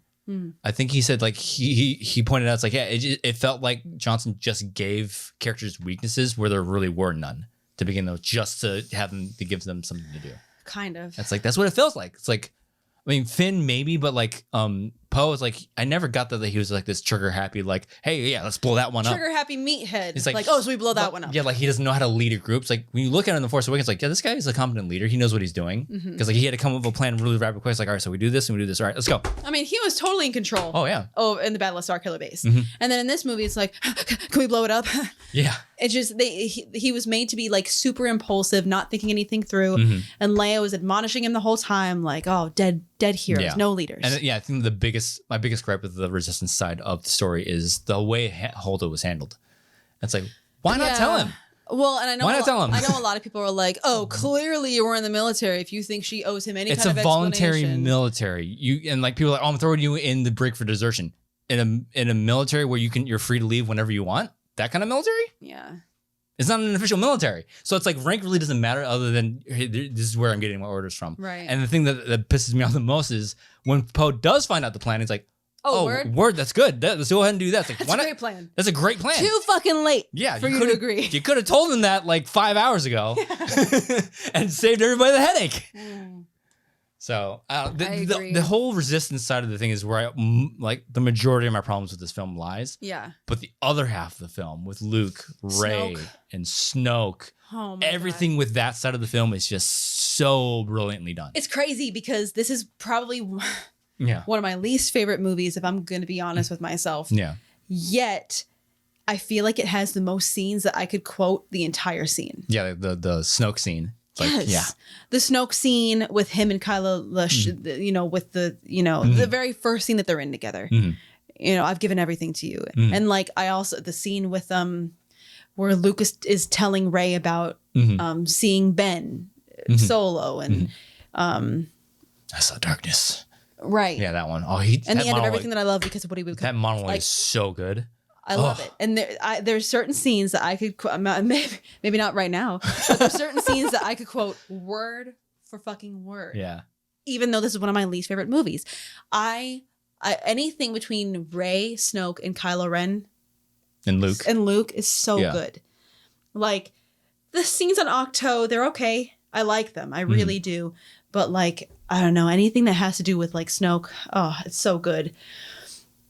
I don't know that the Praetorian Guard fight is one of my favorites. That one ranks low for me because of the choreography could be better. The choreography doesn't meet the way that it's shot and edited. Because the way it's shot and edited is so beautifully done. Yes. But the choreography just doesn't quite meet up to. But the fact that there's 8 guards. Didn't I get that question?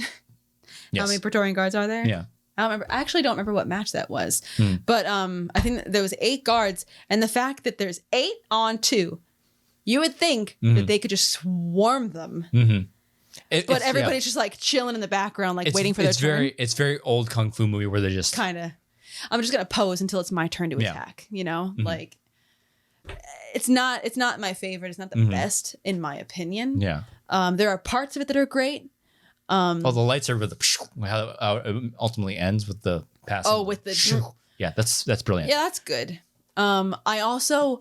I I feel like you saw it coming a mile away, Mhm. but he turns his lightsaber true. Mm-hmm. I saw it coming, but I didn't think they would actually go through with it. I thought that Snoke was going to like, oh, what the fuck are you doing? Like the whole thing where you see his hand, Kylo Ren's hand. It's very like you could see what's happening in front of you. Kills his true enemy. I'm like, oh shit. Yeah, that caught me off guard. When I first saw him, like, wow, they're really just gonna do that. Yeah. They're just gonna kill off. He's just fucking dead? He's just fucking dead. The big bad of the trilogy. He's just gone in a blink. It's like, what?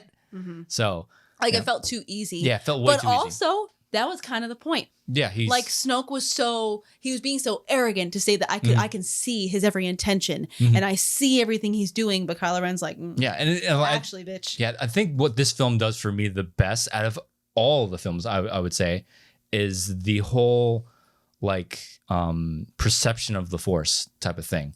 You see what you see, and it's up to you to interpret what you see. Like Snoke, he's like, oh, I see the lightsaber turning. He's gonna kill his true enemy. That's what the Force is telling me. He's just perceiving it. He's perceiving that Rey is his true enemy, and he's turning his lightsaber like because Ben did at the same time. So I think that's what this movie does so well is like the whole balance. Even though that's not what balance in the Force means, but the whole like dark meets light. The whole I perceive what the Force is telling me, but I interpret it a wrong way. Like Luke, Force was showing him what Ben was doing, but then his actions is what caused the creation of Kylo Ren. So it's like I think that's what this movie does so well. But then again, the resistance side. There's a lot of really good stuff. There's some brilliant stuff in this film. It's just there's equally like balance, powerful light, powerful shit. You know what I'm saying? Like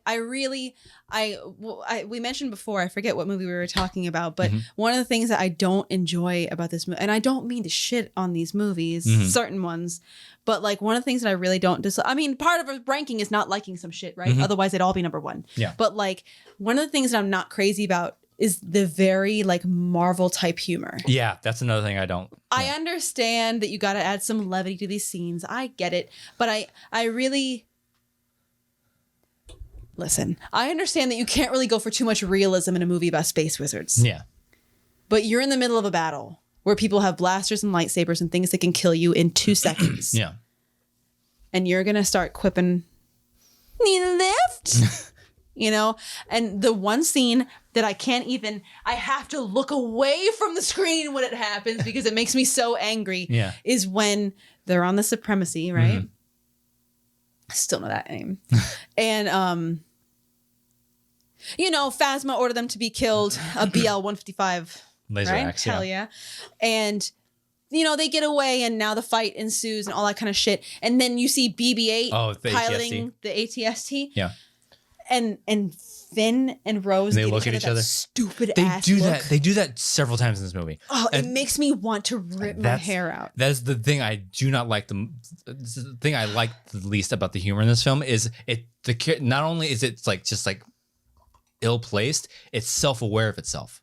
You know what I mean? It's almost like a fourth wall break. Like, isn't this ridiculous, guys? Yeah, the characters within the story itself are like, huh? Like they do it several times.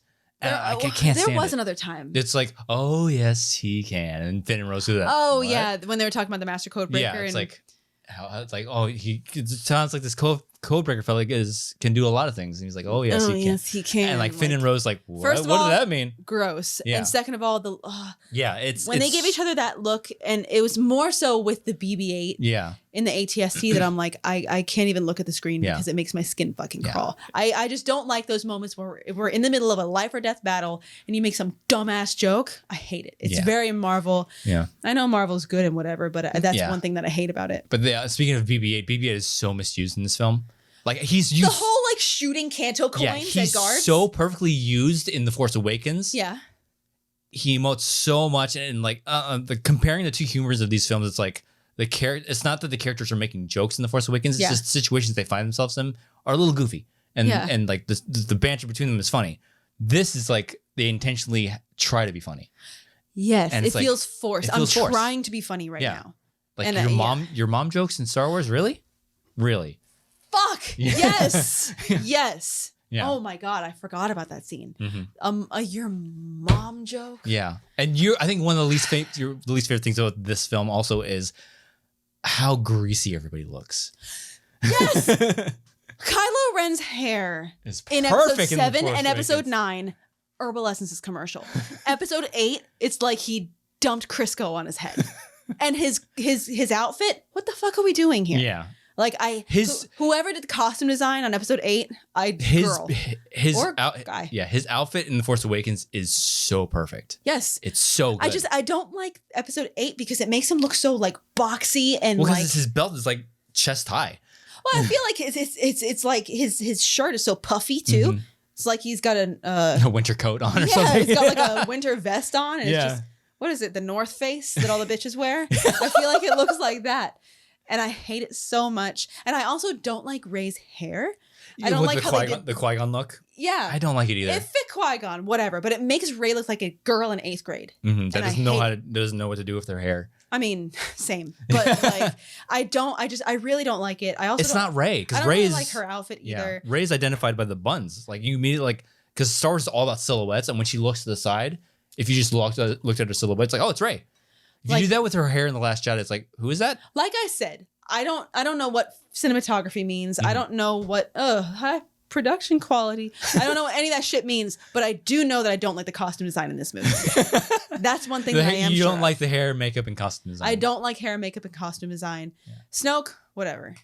Snoke looks really good in this. He looks fine, but like I really don't like the look, the LEWK look of Kylo Ren and Rey. I think Luke looks great. Luke looks great. Hux looks a little more slimy. Hux looks washed out, pasty ass, head ass. Slimy too. He and I don't like it. I get what they're going for, but it's like you already established he's not really looks like that. You can make him look slimy with his personality. You don't have to physically make him look like it.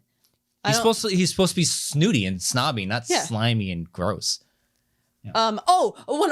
Let's change gears. One of my favorite parts of the movie, even though he was only in it for like a fraction of the time, Kennedy. Moden Kennedy. Oh, he's immediate. The first words that come out of his mouth. I wish we had more of him. Yeah. What's his first line? It's like, that ship is too small and it's too close. His accent is what does it. He's so his good. gravelly, like, oh, yeah. The ship is too small and it's too close range. Like, we need to scramble out and find us. He's so good. 20 minutes ago. Yeah, he's great. The second he opened his mouth, I'm like, that guy needs to be in this movie the entire time. Wait, I want to see if I can do something here. Oh boy. What are you trying to do? Oh, tell Captain Kennedy to prime. Wait. Oh, I just had it.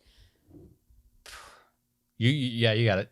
I feel like I just said it. Yeah. Prime his dreadnought. Mm-hmm. Incinerate their base, destroy their fleet, and obliterate their transports. Yeah. Did I get it? I think you got it out of order. Did I flip some things around? I think tell Captain Kennedy to prime his dreadnought, incinerate their base, destroy their transports, and obliterate their fleet. Entire fleet. Roll it back. That's what I fucking said. I think. No, you switched transports. And, did I? And fleet. Shit, yeah. I thought I had it. No, like God damn it. But like again, we spent a lot of time in The Last Jedi, but there's a lot of things I don't like about it. Overall, like again, everything with the Jedi, Sith, like Luke, Rey, and Kylo, Snoke part of the story, so good, amazing. Yeah. Everything else it was just like you can tell that Rian Johnson really wasn't interested in telling that part. I feel like they were also kind of really trying to push a romance between Finn and Rey. Yeah. That isn't needed. Mm-hmm. Just because you have a female character doesn't mean she has to have a love interest. Am I right, ladies? You don't need a man to be relevant. Yeah. Am I right? I love you though. No, I love you. but it seemed like they were really trying to push that. Yeah. Because I mean, towards the end of the movie wasn't it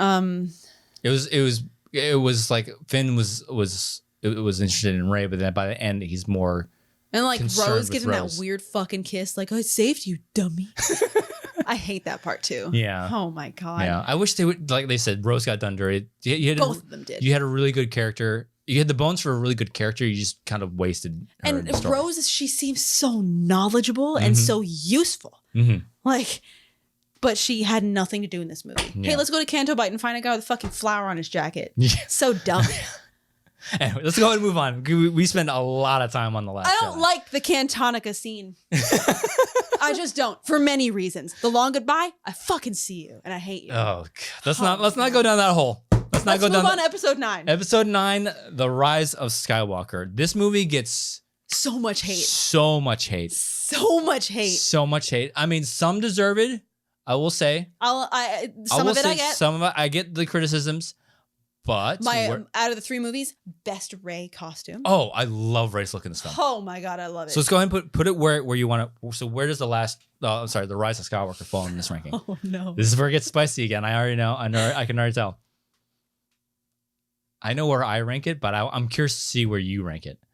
What gets moved? Oh my god. What has to move? I just fucking threw it on the Why table. don't you like move the very move it like dominoes, and then we'll see how so we already know Attack saying firm right there. So let's say if you have to move the Phantom Menace and like keep moving movies until where you wanted to put it. Okay. Well, definitely this is moving. Okay. Last Jedi. That's definitely moving. Okay. That's moving too. Okay. Uh-oh. Where's it go? Uh-oh. Now we're heading into people's beloved childhoods. How fucking dare you, you Disney shill. They don't pay me shit. I don't care. Where's it go? Oh no. Oh no. We're gonna get some really spicy comments.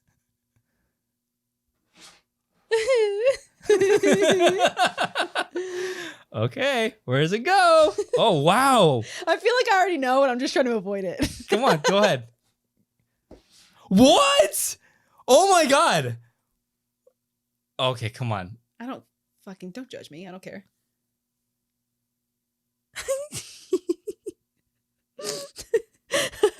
What do I do with myself? Oh my god. Come on. Oh no. I know what I have to do, but I don't know if I have the strength to do it. Just do it. Just do it. Again, we can always. Oh my god! Are you serious? Yeah. Wow, that's high. I feel like I am. That's serious. way higher than I have it. Holy shit. I really like The Rise of Skywalker. I do too. I love The Rise of Skywalker, but not that much. I really like it. Oh my god. If you were wow. like, hey bitch, would you rather watch episode 5 or episode 9? I'm gonna grab episode 9. Wow. You would feel like most lists, these would be switched. And most lists would be wrong. I have it. Where do I have it? I have it like down. I have it like right around here-ish. Then again, my list is always fluid, but it's mostly down here. That's that's higher than I thought it was gonna be. I really like The Rise of Skywalker. Wow. I really like it. Yeah. So what do you love so much about this film that places it higher than The Empire Strikes Back? Oh my god. Ow. It's exciting. It is like I will say before you get into yours, but I will say there are so many moments in this movie where I'm like, this is fucking Star Wars. Yeah. Holy shit, this is Star Wars. Holy shit. That's it. Yeah. Like there's like them fighting fighting over the ship. Like I'm sitting there like, this is fucking Star Wars. Holy shit. So yeah. When her and Kylo Ren. Yeah, they're fighting over the transport. The AAL 1971/9.1 atmospheric assault lander. Yes, that one. That one. Why didn't I ever get that question? Somebody did, didn't they? No. They got the abbreviated version. Or like what is they asked what is AAL or whatever. But that's the full thing. But anyways, so what do you love most? What do you love about this film? I don't know. It's just sexy. I am shocked that it's that high. I'm not. Shit. I don't know. It's just this is a movie that like I'm always down to watch it. Me too. Like it was always an easy watch. I don't know. I think that's what really like when it boils down to when you really can't explain yourself for something. Well, good. That fucking works for me. Yeah. I don't know. I just really like this movie. I love. Don't get me wrong. It's got its flaws, of course. Yeah. There are things that I'm not crazy about. Mm-hmm. You know, do I really think that Kylo Ren, Ben Solo, and Rey needed to kiss? Probably not. Probably not. Yeah, that caught me off guard. That could have probably what they were trying to go for there. Probably could have been achieved in a different way, other than a kiss, because they literally tried to kill each other early in the movie. Yeah. So you know, they probably could have done without that. They could have done it in a different way to convey what they're trying to convey, the emotions that were going on between the two of them. But kind of like in episode 6, I kind of enjoy that in this movie, Rey almost lost control because she was kind of getting fed up. Like everybody seems to fucking know think that they know me. I barely even fucking know me. And I'm tired of everybody telling me what I need to be doing and what I need to be thinking. So I kind of like that. I really like that scene on the on Kef Bir when they're on the Death Star wreckage, and Kylo Ren was holding the Wayfinder, and he was like, "Look at yourself right now," and she's like, "Give it to me." It's like, hell yeah, Daisy. Yes. Hell yeah. Yes. Okay. Okay. I will. That is the sexiest moment in all of Star Wars.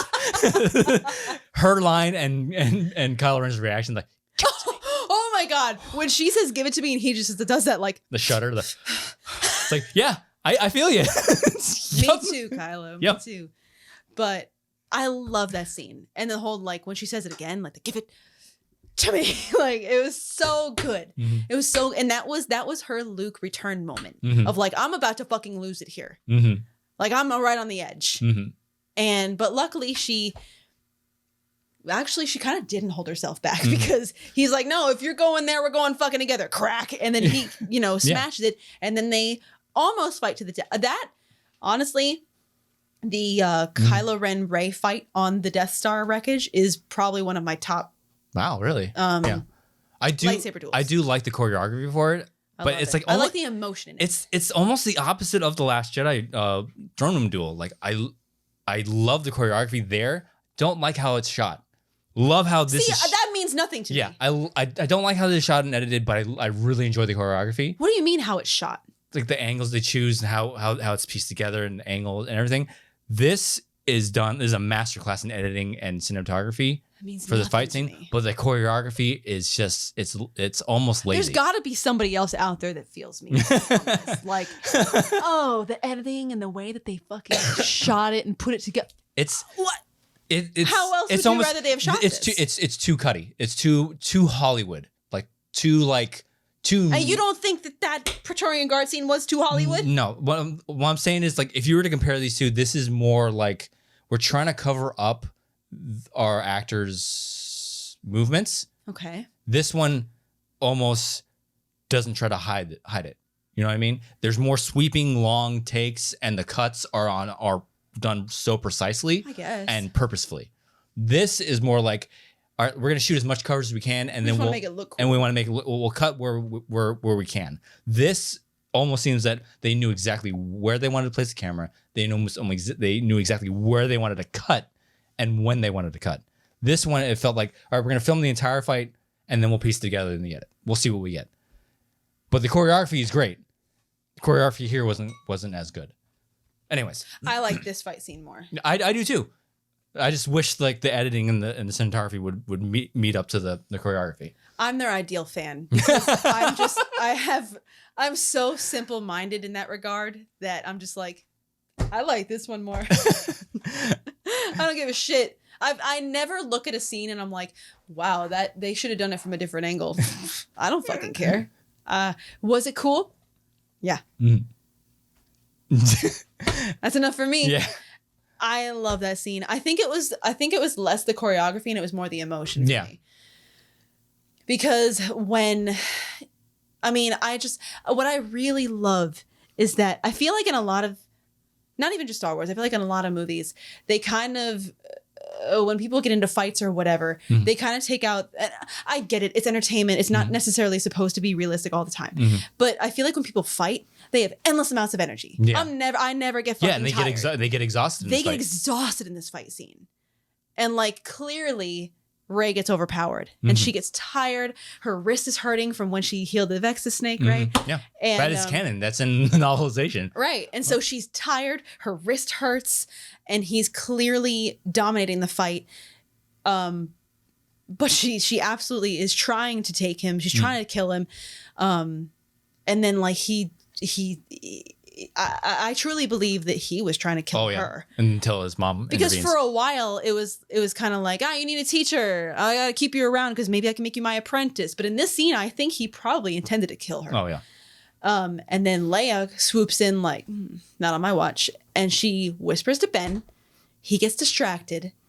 I love this scene so much. I love this fight.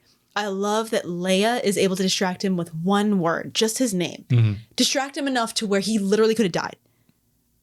Rey grabs his fucking lightsaber, bam, right in the kisser, and he goes down. And the fact that Rey has enough humanity in her, I mean, there's plenty of other words that I could probably use, but like she just, the fact that she has enough good in her to keep him from dying, which she literally could have just eliminated him from the universe in that moment. And she almost did.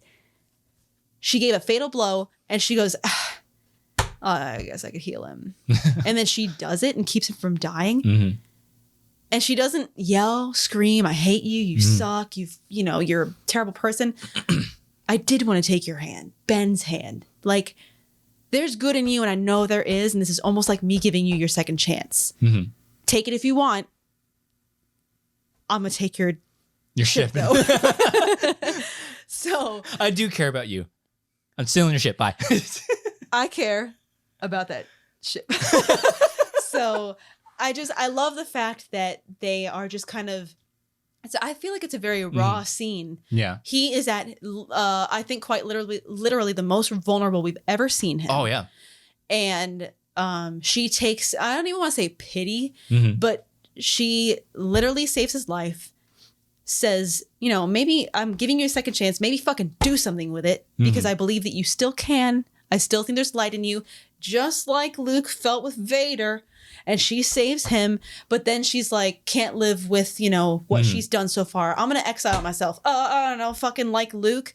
And then she runs away. I love that scene. And then what happens after that scene is probably my second favorite scene is when Kylo sees Han. Oh, that is my favorite scene in this movie. If I'm really watching the movie and I let myself really watch it, honestly, I'll shed a tear at that scene. Almost every time. Yeah. Adam Driver just is so good in that scene. So good. He's perfect in that scene. It also makes me think of people when in the Schmodown. Oh yeah. Well, he's not actually there. When they asked about like how many times Han Solo appeared on screen in Star Wars, and actually he didn't really appear in The Rise of Skywalker. He was more of an apparition. He was a figment of Ben's imagination. Yo, who's that on screen? Was Harrison Ford fucking on your screen or not? Yeah, he was. So it was an appearance. God damn. Yeah. I don't care if he was a figment of Ben's imagination or not. Was Harrison Ford in front of your eyeballs on the screen? Yeah. Yes. The only time where you can kind of argue, like getting dicey, is like how many times has Carrie Fisher portrayed Leia in how many movies? It's like that's a little dicey. That's a little dicey. But also, was she on your screen? Yeah. It was archive footage, right? A lot of it. Yeah, all of it. She was on your screen. I feel like no, that's different. That's kind of apples and oranges. Yeah. But I get what you're saying. Yeah, that's the only way. But like the whole is like, yeah, no, he was in the movie. Harrison Ford is credited as Han Solo in the movie. But Kylo Ren just imagined him. Fuck you. Get fucked. He was in the movie. Harrison Ford appeared in the movie. His image appeared in the movie. Yeah. Wow. Yeah. Anything else you want to say about The Rise of Skywalker? I love The Rise of Skywalker I do so much. I love the dynamic between Rey and Poe. I like and Finn too, for that matter. That trifecta, that trio, that trio, they're the best. They have the best dynamic in this movie, particularly. One of my favorite scenes, towards the beginning of the movie, when you blew both sub-alternators. Like, I love that scene so much. The bickering family, yeah. The bickering family. I almost just tried to readjust my microphone right here. I forgot that it was. Oh, did you game with that? Yeah. I almost readjusted this for no reason. Oh my God. But I love that scene. I love how Finn is just trying to play, like mediator in between, bickering Rey and Poe, and Chewie's in the back just like telling on him. And like, yeah, he did. He light speed skipped. Did you know that, Rey? He light speed skipped even though you told him not to. I love that scene too. There's so much. I also love Zori Bliss. I loved her and Poe's dynamic. There was so much about this movie. Yeah. Well, like I've told you several times, like again, this probably won't make sense to your caveman brain, but like I acknowledge that The Last Jedi is a better made film. I don't even know what that fucking means. It's better structured, better editing, directing, and everything, all that stuff. I enjoy The Rise of Skywalker more. I do. If you were to put these two movies in front of me, I'm picking The Rise of Skywalker. I know, thank you. Because like I said, there are so many moments in The Rise of Skywalker. I'm like, this is fucking Star Wars. Yeah. Holy shit. Exactly. All the ships coming out of hyperspace at the end. it's Star Wars. Yeah. So yeah. The whole persona thing. I loved the force connections between Kylo Ren and Rey. Oh, like the whole like the X's like trying to one up each other. My God, their little connection. I mean, not even just one, like all of them. I love when he like grabbed the necklace off of her. That one. Yeah. I love the one when he's like, "She's in my room, touching my things." She's in my quarters. Lock down the ship. I love that scene too. But I love their little force connections. They had their little force connections in The Last Jedi, but I liked the ones in The Rise of Skywalker better. Because there's more history behind them. There's more because when it's introduced here, it's kind of like, what is this? Yeah. Oh my God.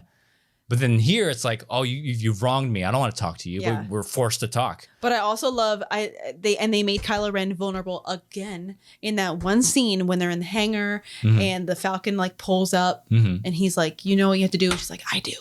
Like, I feel like that was another scene where he was really vulnerable because he's just like pleading with her, like, please, please take my hand, please.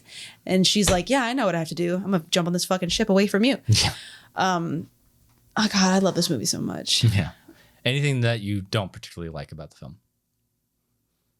Because like I said, we were on complete opposites of like we spent a lot of negative stuff on The Last Jedi and a lot of positive. But is there anything that you particularly don't like about The Rise of Skywalker? I think the pacing is kind of clunky.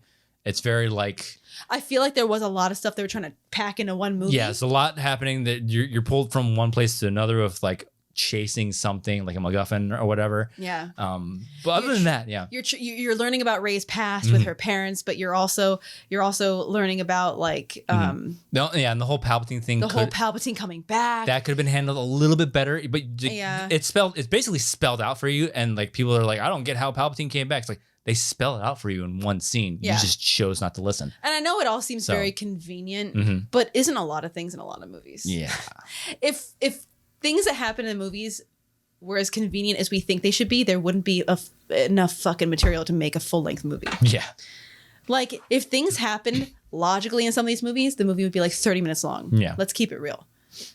But I don't really know that there's a part of Rise that I'm like, ew.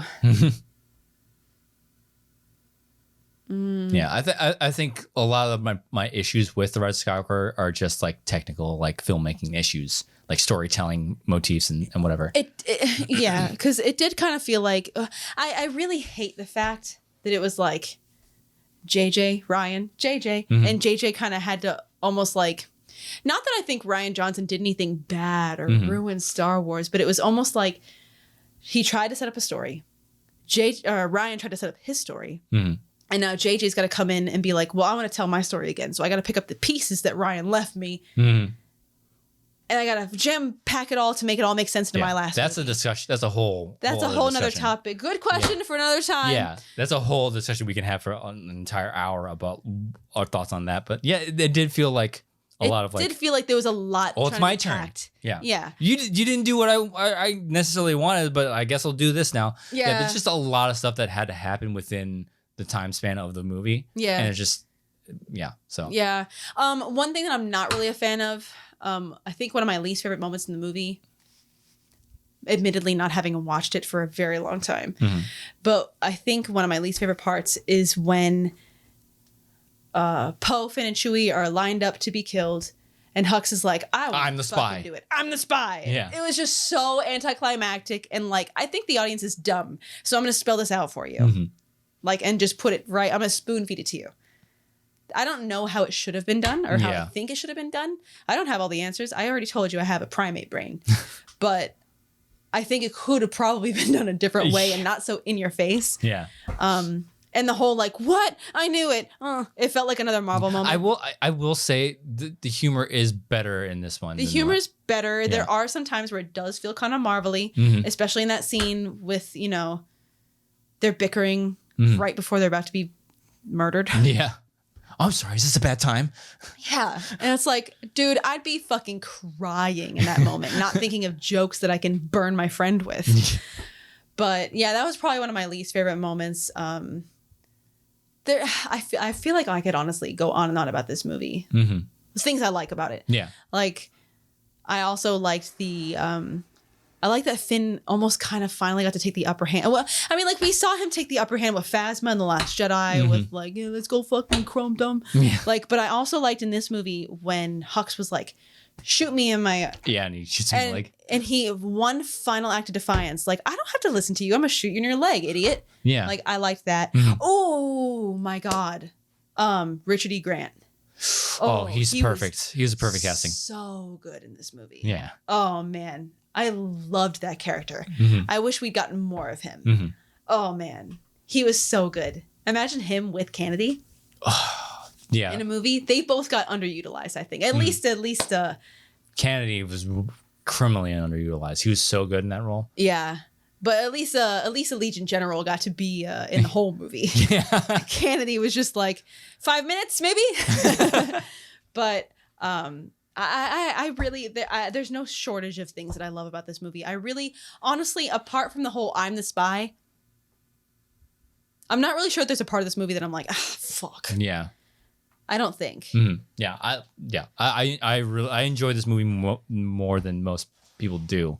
Yeah. I don't rank it as high as you do. That is surprisingly high in my opinion. I'm not even sorry. But yeah, it's somewhere around here for me. But yeah, but I do enjoy it more than Last Jedi. These last three are very interesting though. Yeah, so we're done with the saga films. So you have 2 prequels in the bottom, you have a sequel in the bottom. Yeah, the originals are OT hanging out. OT hanging out in the middle. Holding the fort down in the middle. And then yeah. Like you said, like you're a newer fan, so like the sequels speak to you more. They do. So let's move on to the standalones. I don't really know what I'm going to do here. All right, standalone films. Which one should I do first? Let's do Rogue One. No, let's do Rogue One, and then we'll move on to. Okay, another movie that when I first saw it, I'm like, I fucking hate this movie. I did not like it at first. I didn't enjoy it as much as I did on repeat viewings. The first time I watched it, I'm like, I'm not really. Yeah, the first time I watched it, I was like, I don't hate it, but I don't love it. But the more I watch it, and the more repeat viewings I get of it, I like it even more because there's so many small subtle details that speak to me more. The more I watch it. Enric Pride. Yes. Legion General. Legion General Enric Pride. I don't know why it just popped into my head. So Rogue One, a Star Wars story. When we first saw this in the theater, I was like, man, this movie is fucking boring. I did not like it. I thought it was super boring because it just seemed like a lot more politics and boring shit. Let's just explain everything that happened before something else. Yeah. But I have to give this movie credit because the more I watched it, the more I was like, wow, actually, this is a really fucking good movie. This is... oh, no. Okay, so where's it go? Oh, boy. Rogue One. Rogue One, a Star Wars story. Where's it going? Rogue One. Is that you? You're popular again? I'm stalling. You're stalling. You're stalling. Oh no. I think this is all right, we're gonna have to move some things. This is probably the hardest one so far. Since we've already got all this shit happening. Really the question is, at what point would I rather watch Rogue One than one of these? Would I rather watch Rogue One or episode 7 or 9 or 5? Oh no. Okay. I know whereabouts.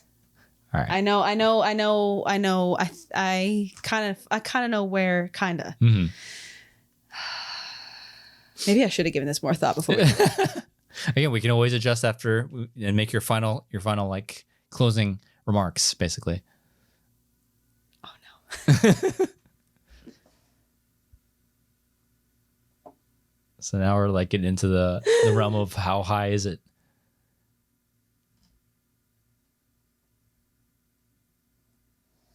Okay. Okay. Okay. Oh no. Okay, so it's obviously higher than most of the films. It's gonna be in the top half. Okay. So how high is it gonna go though? Jin is so good. Oh yeah. Cassian is so good. Baze and Cassian is the most interesting character in the entire movie. Hence why he got his own fucking show. Everybody's so good in this movie.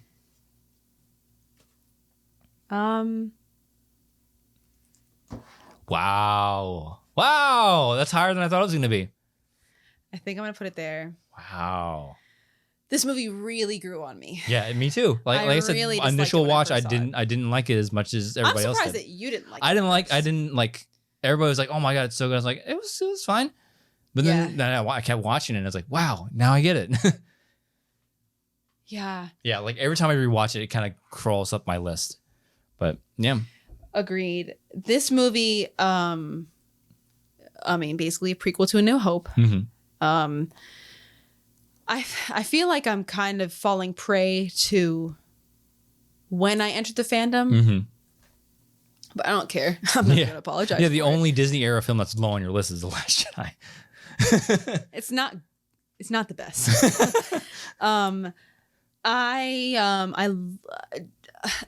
hate being so basic as to say that Jin's my favorite because I mean, you relate to her. She speaks to you. Jin is so fucking scrappy and I love it. Mm-hmm. Cassian, love him. Like, honestly, I don't really know that there's a character that I'm like, oh, fuck him. Yeah, that's a great point. You know, because like I love how Jin is scrappy, almost like to a fault. Mm-hmm. But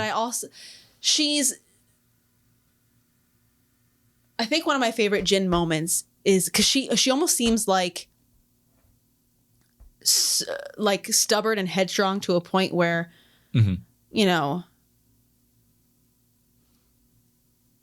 she's always going to put herself first, and you know she's always got to, you know, have the upper hand. I've always got to be, you know, I've always got to be in control. But I love the moment when they're on Jeddah, and I think it's when they run into Chirrut and Baze, right? Yeah. And they go to almost like they're going to shoot at K2. And she's like, no, he's with us. Yeah. Like, I love that moment that she selflessly, thoughtlessly, almost like instinctively was like, wait, no.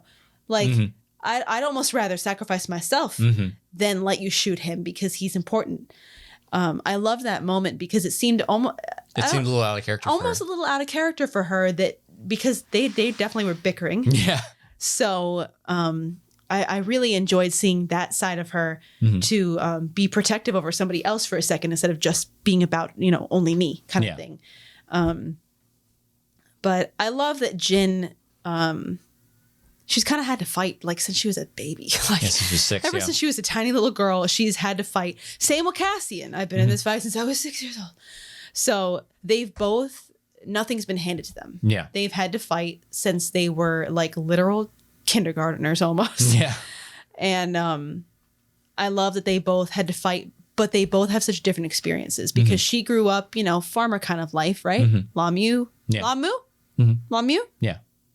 I don't know how you're actually supposed to say it. I can't remember how long they're on Lamu because she basically grew up like the privileged daughter of a high-ranking officer. Sure, yeah, that's true. So yeah. But then he kind of like exiled himself. Yeah. Kind of. And then the rest of her life up until we're introduced to her in her grown-up life is fighting. Right. Rebellion. And then Cassian has just been fighting since day one, basically. Yeah. I like the fact that they have a reprogrammed Imperial droid on their side. Like that's kind of weird. And he can just because he looks like a droid, he can fit in anywhere. I never, this was obvious. Well, I mean, this is my first introduction to almost all of these characters. Yeah. But I also loved Saw. Like he was just so unhinged and crazy. I mean, lies. You're right. He was, I mean, obviously he was supposed to be an extremist, but I really enjoyed the way he played it because he really did seem like he was just like so paranoid all the time. But how he like immediately softened when he saw Jin. Like, are we not still friends? Yeah. I loved her hesitation. Like, I really don't trust anybody actually. And you left me with a knife and a loaded blaster. Like, you don't care about me. But I liked their relationship. The whole like introduction of Baze and Chirrut, how they were kind of like well, we're only out for each other. But then I like that we saw like a little family form itself. Family out of circumstance. A chosen family out of circumstances. They all kind of chose they're forced to choose each other. Yeah. But then by the end of it, it's like he basically calls her sister. Exactly. When Bakes calls her little sister. Yeah. So cute. And what's his face? Bodhi. He's pretty cool. One part of the movie that makes me kind of go like, yeah, Borg Gullet. Yeah, Borg Gullet is so seems so like out of place. Well, it just also seems like an afterthought. Basically, it's like it almost seems like it's too easy. Yeah, like I got this creature that can make you tell the truth no matter what. Yeah, I mean, I guess it's. Actually, now that I think about it, it's kind of on par with the ITO interrogation droid with Leia in A New Hope. Yeah, but my thoughts on Borg Gullet, it's like if you take Borg Gullet out of the film, it's almost it doesn't have an effect on it. Well, because what did they really get out of Bodhi? It's like okay, yeah, he's an Imperial he's like out of it and he's like totally spacey and Borg Gullet really fucked him up. But then one of my least favorite parts is when they're in the prison. Yeah. And Baze is like, is that an Imperial pilot? I'm going to kill him. Cassian's like, wait, hold on. Are you that pilot? Galen Erso. Oh, yeah, word. That's me. I'm the pilot. Yeah. That's what I'm saying. You snapped him right out of it. You take Borg Gullet out of the film, it has no bearing on where the rest of the story goes. Yeah. So you can basically take it out and it's like, okay, yeah. It's not a big deal, but it is one of the moments that I'm like, didn't really need that. And it also kind of seemed like a cop out that it was like, I'm just going to say this word like you're like, I'm going to snap you out of a trance, which I guess maybe it's what they were going for, but it just seemed kind of easy. Yeah. But then again, I'm sure there's been moments like that in every movie. This is where like I get all canon junkie on you. Like in the novelization, Borg Gullet is explained, that whole situation is explained far better in the movie than the movie. But it's a movie you only have so much time to explain. And if you go off this tangent of this creature and what its history and what it can do, it's like, you can do that in books and novels. You can do that all day. Yeah. But with the movie, you can't necessarily do it. But yeah. I also like the fact that I feel like in this movie, the underdogs were like really underdogs. Oh, yeah.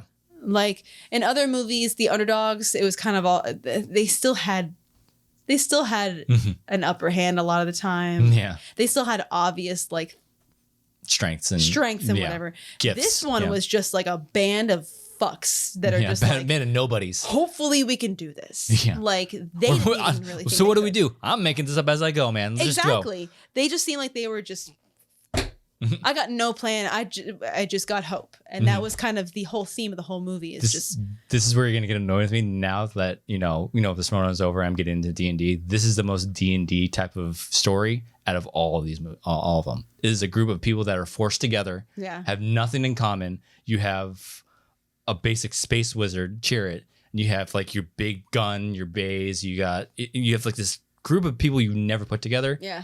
But they're forced to be put together and they do great things. Yeah. So like, I think that's what I enjoy most about it. And when, like, there's so many small things like the whole like debating scene when they're like, oh, do we go for the plans or not? Oh, it's like that's a good scene. It's a great scene. It's like, I love and hate it. It's like it's the senators falling back on their old fucking mistakes. What's that one guy's name? Now Jebel. He's such a bitch. Yeah.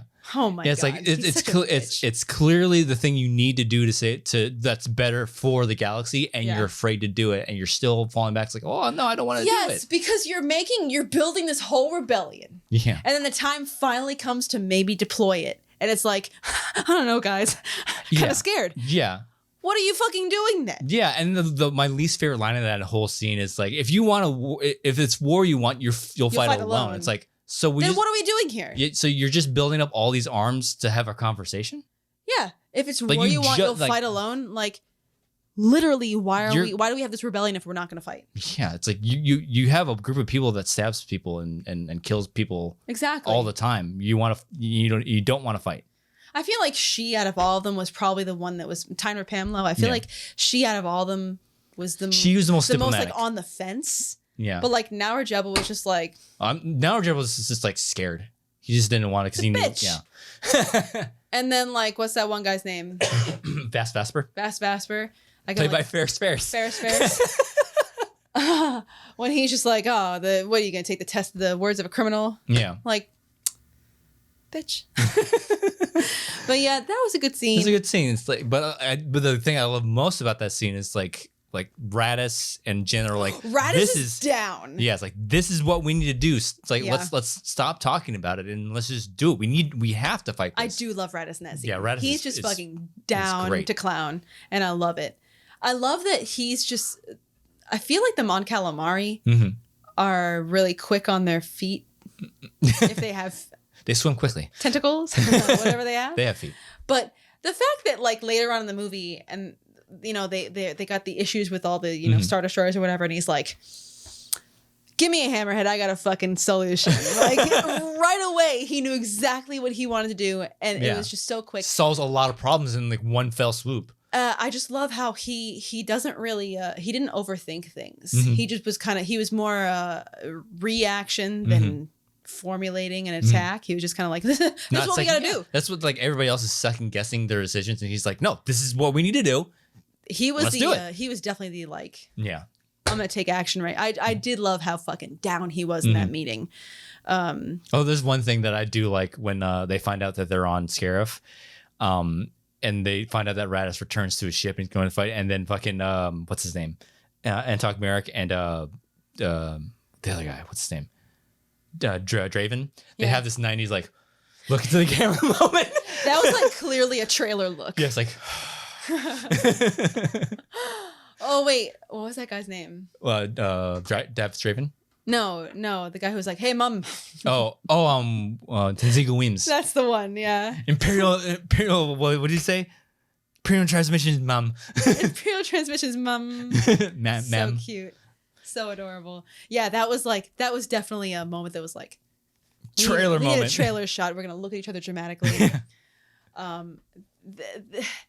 I loved a lot about this. Yeah, I do too. I like I said, the more I watch this, the more I love it. Yeah. I enjoyed the fight on Jeddah. No, Battle of Exegol it rivals Endor for me. Like what? Battle of I'm sorry, Exegol. Battle of Scarif, the space battle. That's the only one I would say was on par with Endor.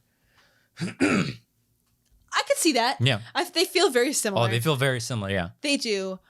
This movie also has a lot of shit that should have come up in the Schmodown that never did. Holy shit. There's so much you can excavate out of these movies. God, the vehicle, the Jinn was when they sprung her from Wobani. from Wobani. The name of that truck should have been asked because I was fucking ready. The tank on the tank on Jeddah. On Jeddah. The fact that they were fighting in Tiffany Square, like there was so much shit. Cheering Way's martial art. Yeah. That didn't come up? That never came up. Zamashiwo. Oh no, I'm thinking of something from Solo. Yeah, no, there's much from Rogue One that was like we were waiting and waiting. Yeah. But yeah, overall, like there's very little I almost like every time I watch it, I flip my opinion on it. Like there's so much I didn't like about it at first. Yeah. But then the more I watch, I'm like, oh no, I really like that about it now. I love, even though he was only in it for a little bit, I love how they use Vader. Oh yeah. He was so intimidating. That's the Vader that we always wanted to see that side. That was the like, oh shit, Vader that I've always wanted to see. Not the Vader from A New Hope who was like, It was this Vader who was just like, I'm gonna take out like fucking 10, what was it, like 13 guys? 10, 13 guys, yeah. I'm gonna take them all out and they're gonna be shitting their pants the whole time. Oh yeah. And the fact that when he finally, like, yeah, they get away, but he just like walks out and just like broodingly stares as they like, oh, Vader's so good. Yeah. I can't believe they never asked about the 2 actors that portrayed Vader in that. Oh. 3 if you count the voice, but yeah. Technically, I guess. Yeah. I will say the one thing I will say that I kind of like have issue with is like the plot does seem very video game. It's like, all right, now we gotta go here. Now we gotta go here. Now we gotta go here. I think that was worse than The Last Jedi. Yeah. That was very video game like when Maz was like, you gotta go find the Master Code Breaker. I could see it in this movie, but I think that's worse than The Last Jedi. Yeah. But but other than that, there's a lot that I really, really, really enjoy about Rogue One. Yeah. I love Galen's journey. The scene in Rogue One that will make me tear up if I'm really like engaged is the hologram. I love the scene with the hologram. Yeah. When Galen's talking to Jim. I had issues with that with her flip initially. Like, oh, she's just down to clown now. But then again, I rewatched it and then I understood more of it. Yeah. The more I watched it, I'm like, oh yeah, okay. Now that was one of the scenes where I was like, yeah, no, that's a great scene. That scene will, I mean, especially like us having a daughter and him having all these regrets and like, oh, I can't help but think about you and your mother and where you are. He doesn't even know if she's alive. Yeah. That's the crazy thing. But that's one of my favorite scenes. And I also, the struggle of her telling everybody about it. And she's like, what, you don't believe me? Mm-hmm. And, you know, like Cassian was like, oh, I'm not the one you got to convince. And, but, yeah, that's probably one of my favorite scenes. And the fact that Cassian, he believed her, but he didn't want to admit that he believed her. So he kind of like pawned it off. I'm like, it's not really up to me anyway. Yeah. But, oh man, this movie's so good. Yeah. All right, let's go ahead and move on to Clone Wars. Oh. Yeah. So the most redeeming quality about this movie is its runtime. It's what, like an hour and a half? It's an hour and a half. It's just an extended episode of the Clone Wars film or the Clone Wars series. So where does it go?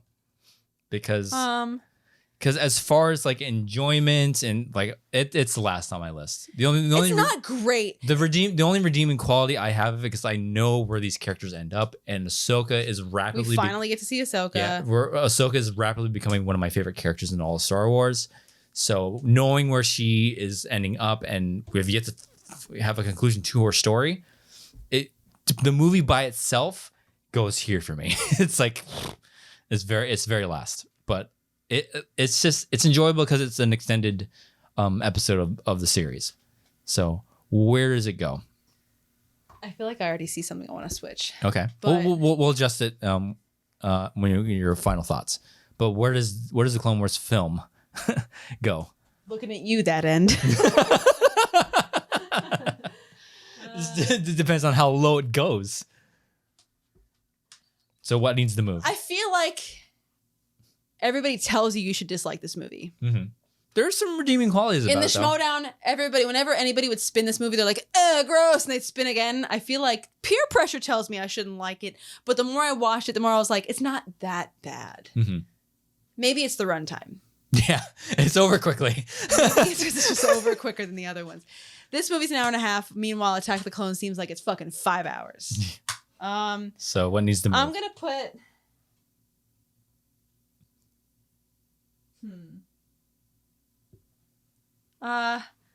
Okay, hold on.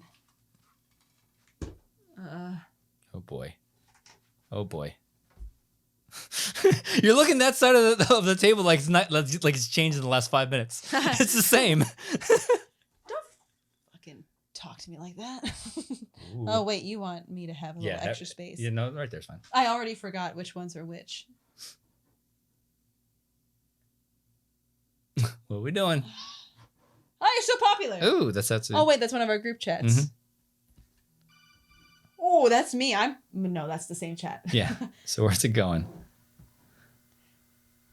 Oh boy. Oh boy. Oh boy. Okay. Oh wow.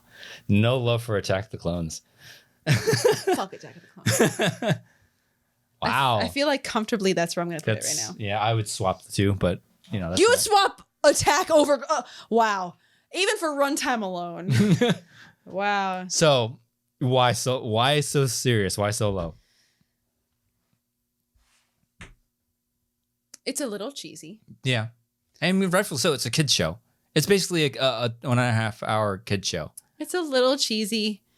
Ahsoka's a little annoying. Mm-hmm. Let's all be honest. Yeah. We all love her. Oh yeah. But she's a little annoying. The animation could be better. The animation could be a lot better. Yeah.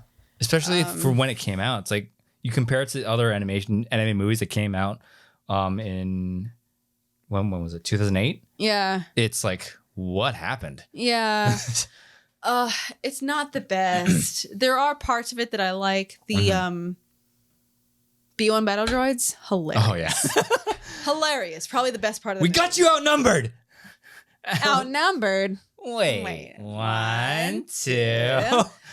Hilarious. They are so funny. Concentrate fire in sector 113-74265. 1137. What was that again? Just fire right there. They're so fucking funny. I love the battle droids. I also love when they're on that one platform and he's like talking to Ventress and he's like, so, should I tell them they got away or what?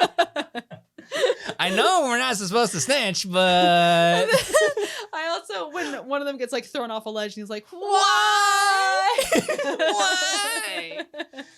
Mistress, I must inform you. I must inform you. That voice crack gets me every time. I will laugh every single time. Oh man. It's an easy rewatch because of the runtime. Yeah, I think it's not great. It's only that's what I'll say. Its only redeeming quality really is how short it is. Obi-Wan is sassy. Yeah. I always love a sassy Obi-Wan. Mm-hmm.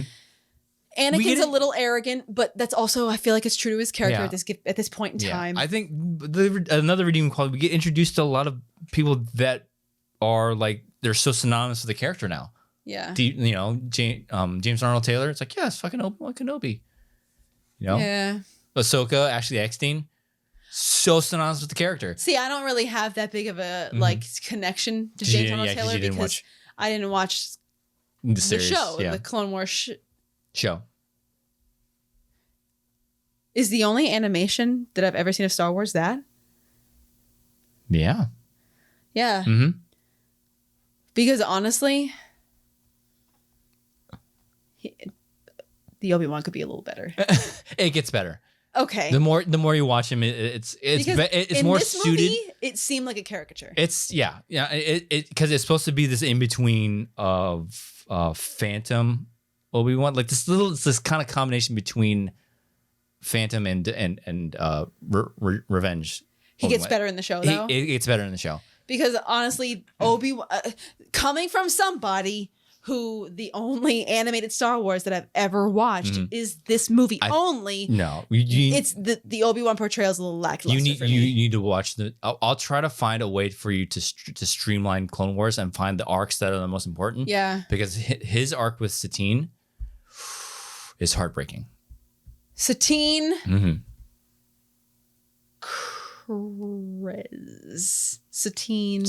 Yeah. She has a last name. She does, but I can't think of it right now. Satine's Lament is the name of Leia's fucking gun in A New Hope or whatever. Yeah, but that didn't come up. Yeah, no, but his that arc, that whole story with him and Satine is heartbreaking. Romantic? Yeah. Hot.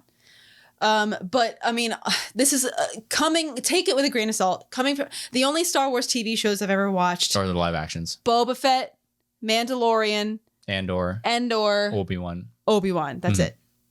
I haven't watched Bad Bitch. I haven't watched any of the Clone Wars TV show. I want to try to find a way to streamline the Clone Wars for you because there's some great arcs.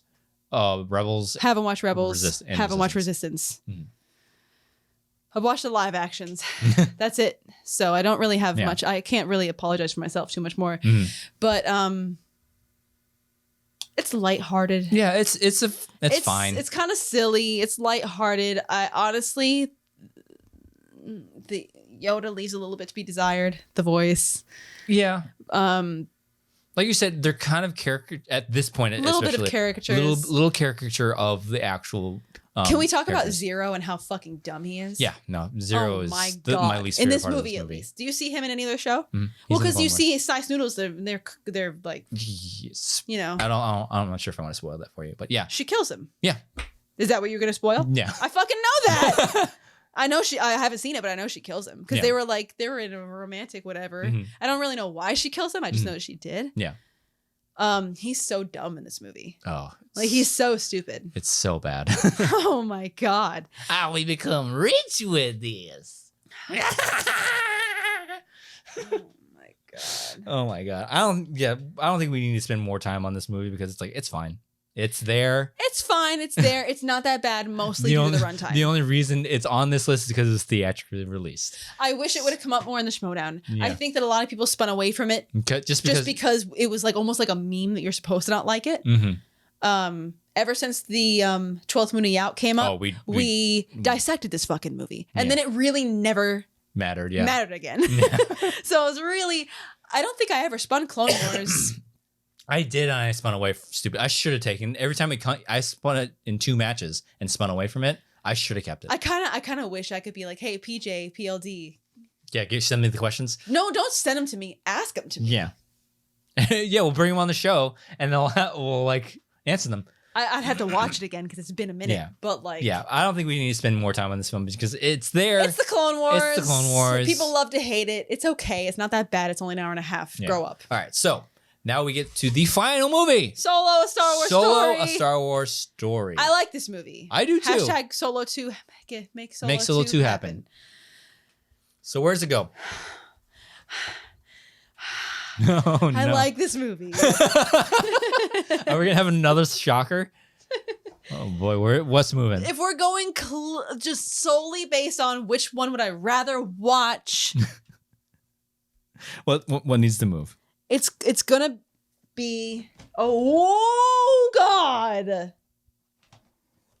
It's at least gonna be here. Okay, so let's move this. See where it goes. So tell me when to stop. Hold on, you're moving too fast. Where does it go? So it's here up. Do I need to move? Again, I know what I have to do. But you don't. But I don't know if I have the strength to do it. If oh, no. Are you gonna are we gonna break up after this? We're gonna have some problems if it goes where I think it's gonna go. So do I need to move this? Hold on, just give me a fucking second to process myself.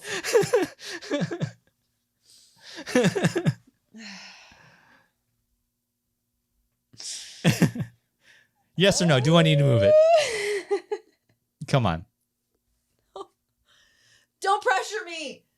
Hold on. Oh God, this is really difficult. Because I do enjoy this movie. This movie's it's underrated. It's fun. It's underrated. It gets a lot of hate. It's underrated, I think. But I also don't want to be like immediately. I don't have it as high as you, but I do enjoy it more than most people do. Do I move it? Oh no. Is that where it's gonna go? Because we're gonna have some problems if I have to move it again. We're gonna have some problems. Do I have to move it, or do I move it back? What? I feel like comfortably. Mm-hmm.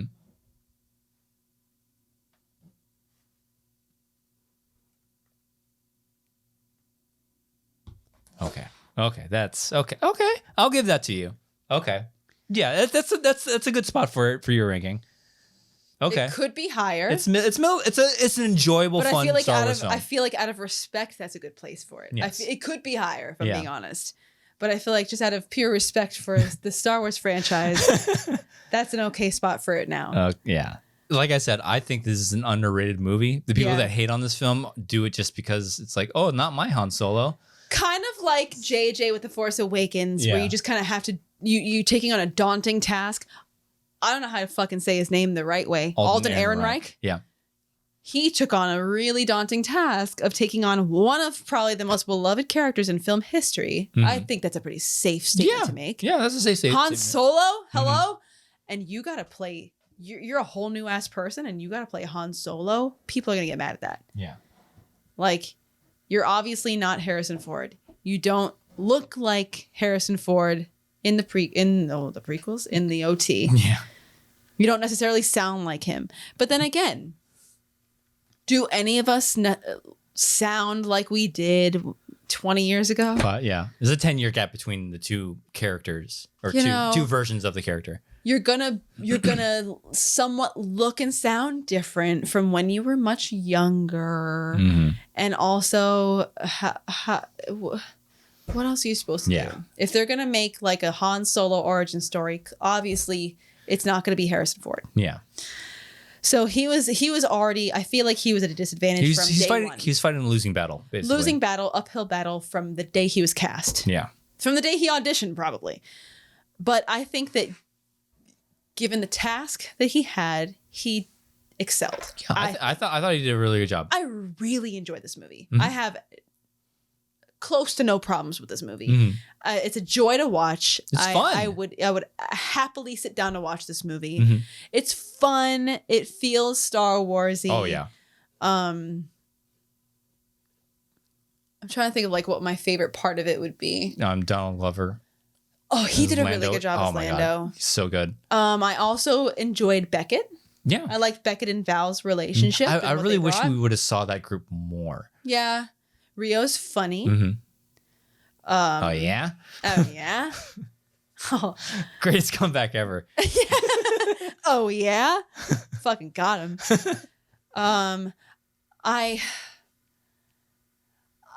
Because I know that one thing that we've always talked about is how you weren't really crazy about how Han had to have like a first love that kind of thing. I think my biggest criticism with this movie is Han's motivation.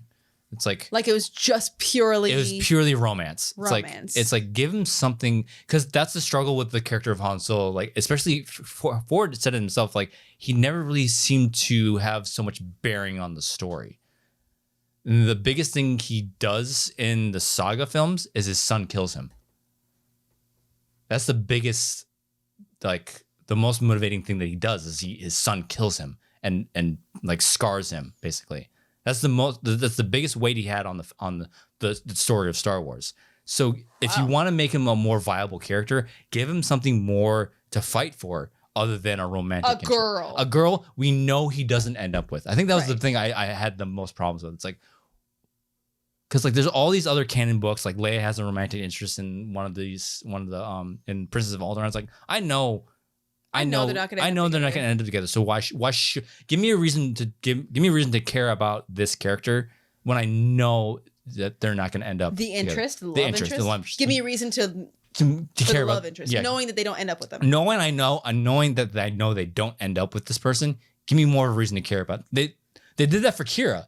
Yeah. Kira's story is very interesting. She's keeping him from being like caught up in Darth Maul's situation and all that. Because she loves him. So she doesn't want him to. She got trafficked, and luckily he didn't. Yeah. So she wants to keep him safe from that. But on the flip side of that, Han's motivations are very shallow. They're so insanely shallow. I just want to fuck this hot chick. Yeah. That's really all it boils down to. Kinda. So in this movie, I really wish. I think if you make their relationship, that and money. Yeah, that and money. But like, if you make their relationship non-romantic, I think it's a little bit more interesting. If you give them a little bit more, other than hey, we're romantic. I have a romantic interest with you, but I know they in the end, she doesn't matter. This romance doesn't matter because I know Leia's out there. Right. So I think if you would have changed their dynamic a bit, it would have been a bit more impactful. And like, not that this is a requirement, but because like in some of the movies that were older, how do I say what I want to say? We all know that Star Wars was told very much out of order. Yeah. In an annoying fashion. Yeah. But I feel like movies that were older, shit happened in them. And the movies that came after kind of sampled and made like a connection between, like a good example would be Han and Lando's interaction on landing platform 327 on Bespin in episode 6. The whole like, and then he grabs his arms. Very much a callback to Solo when they're on the Numidian Prime, right? At the end of the movie. And they kind of do the same thing and he grabs the card. Yeah, he's joking to hit callbacks, right? I find it interesting that they never attempted to hint at Leia at all. Hint at Leia or somehow tie Kira into some other part of the story. Well, I think... I mean, I know you can't change what's already been done, but... I think what really would have been great is if Kira felt like loved Han, but Han never loved her like that. Because what I love about Leia and Han's dynamic is Leia is such like this leader, and she's always so stoic, and she's in command of everything. But then this scoundrel comes along, and he's the only motherfucker. And flusters her. Yeah, he's the only fucker that can get under her skin. Yeah. And same for Han. Han is just like, I don't care about I don't care about anything. anybody. I'm just like, But just this big bitch really playboy, and she's the only knocks person. me off balance. Yeah, he's the only woman to ever rail him in. Yeah.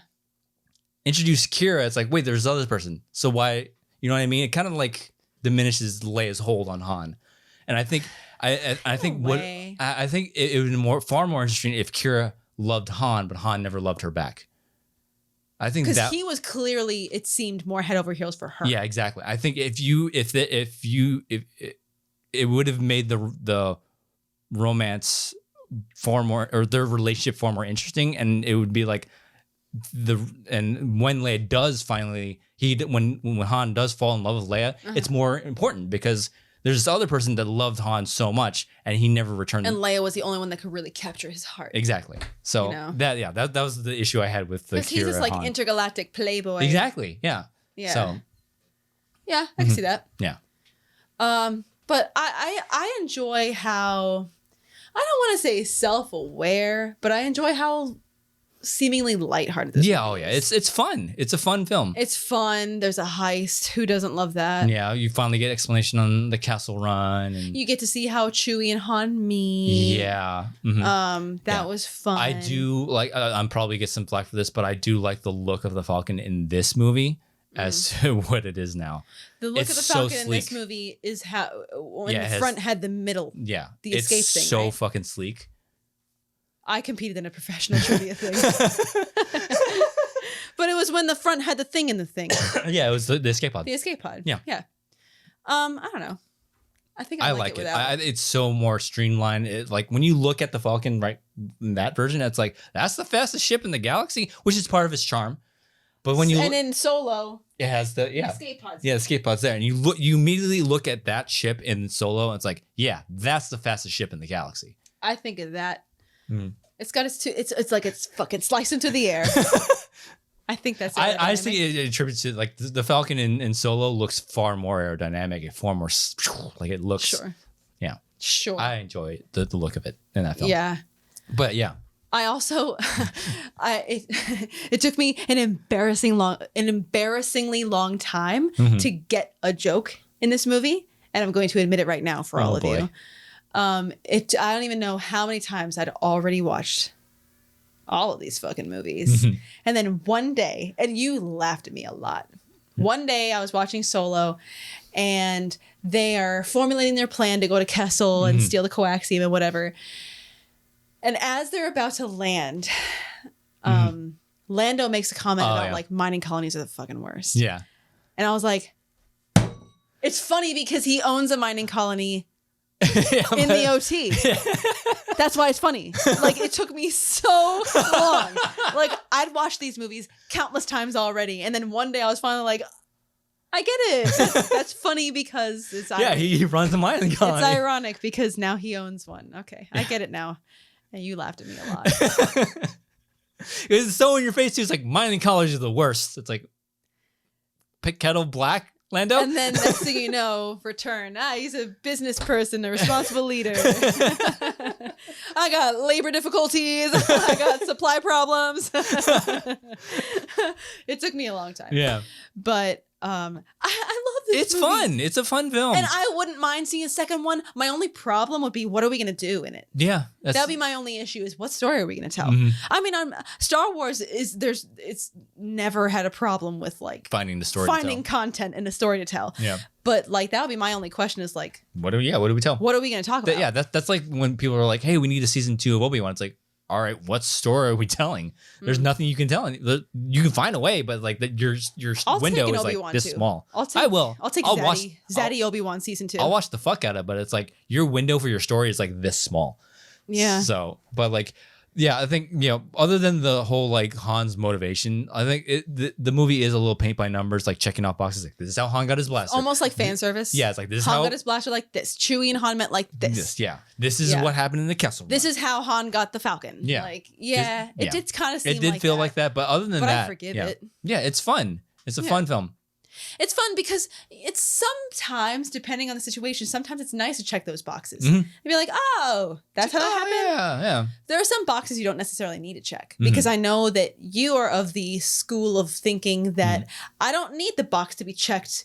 This is where the Force came from. Midichlorians. Yeah. I don't need to have things that are quantifiable. Yeah. It's okay to remain a mystery. Like, I don't need Yoda's species to be checked off, I hope we never know? learn that. Like, there are certain things you don't necessarily need to be checked off, but certain things are kind of fun. Yeah. But that kind of shit is very subjective.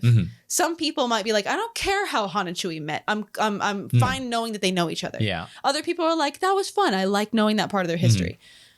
It all depends on who you're talking to. But I enjoyed this movie. I would happily sit down to rewatch it. Yeah. And another thing I think I wish they would have done is I really don't need to see Han before the Empire. I really wish they would open this movie with him already in the Empire. You know what I mean? I don't need to know like he grew up in this backwater planet. It's like he's already in the Empire and take it from there. So maybe I move that. It's getting a little loosey-goosey. I'll reglue it. But yeah, overall thoughts, like, yeah, I have problem. I have issues with a couple None of these things. movies are without flaw. Yeah, but overall, it's a fun movie. Absolutely. It's an absolutely fun movie. So And if they made a second one, I'd watch it. I'd be down. I'd still watch it. I don't know Star what Wars. they would talk about. I don't know what they would do. Yeah. That would be my only concern, but Yeah. I'd be down. Absolutely. Yeah. So that's all of them. So do you want to make any adjustments to your rankings? So, because right now your top dog is The Force Awakens, which is rightfully so. It's my second favorite. And then at the very bottom, you have Attack of the Clones. So do you want to make any adjustments? This is great. This is great content, watching us look at stuff. Should I just like...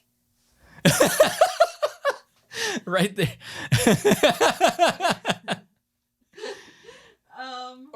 Because you said you wanted to change something down here. Can you hear me? I can hear you. They can't hear you.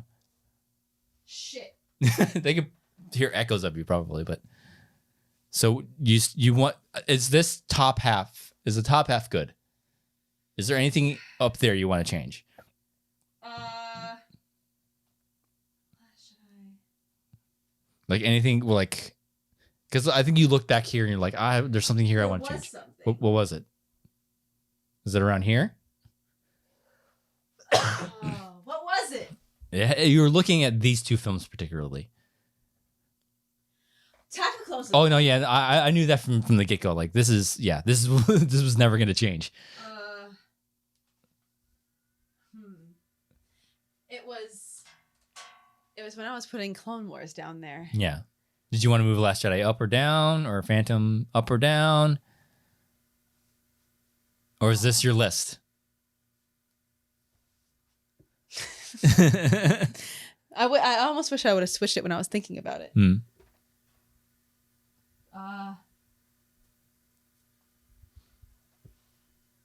Yes, no, maybe so.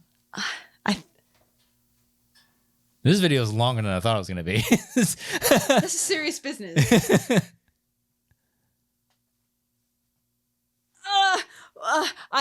Okay. What's going on in my brain is that I was thinking about changing. I was thinking about switching episode 1 and episode 8. Really? So I was thinking about it. Thinking in my brain, in my peanut brain. So yes. Do you want to do it? Because that's what that looks like. I feel like that's not right. That's because that's what that looks like. Do you want to switch it back? Would I rather watch The Phantom Menace or The Last Jedi? Now this is pod racing. Would I rather watch Jar Jar or Canto Bite? Get his hand stuck in a fucking pod racer? Or would I rather watch Finn and Rose look at each other with stupid ass looks on their faces? When I think about Canto Bite, I want to send it straight to the bottom. So yeah, you can leave it like that, or are you gonna switch it back? Hey, we're gonna when we get off here, we're gonna watch either The Phantom Menace or The Last Jedi. Which one are you watching?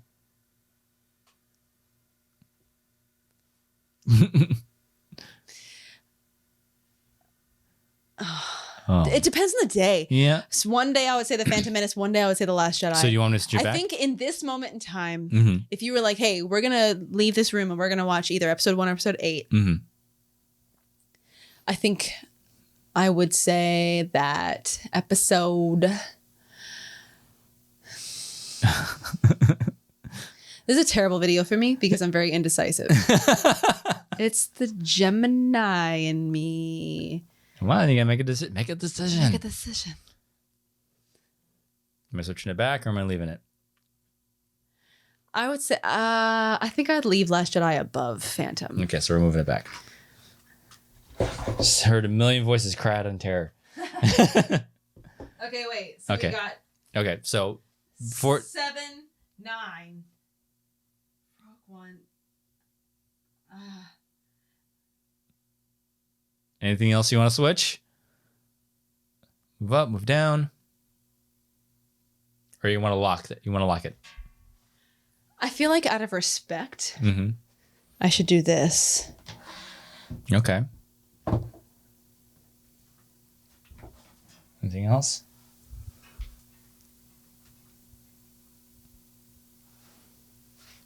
I think I'm confident with this. Okay, so you're locking this list. I think I'm okay with this. Okay. I think. So it's locked. So from the bottom, we'll go from the bottom. Now we're here. Started from the bottom. So from the very bottom, at number 12, you have episode 2, Attack the Clones. Easy decision. Easy life. Yeah. At number 11, you have the Clone Wars film. Yeah. Yeah.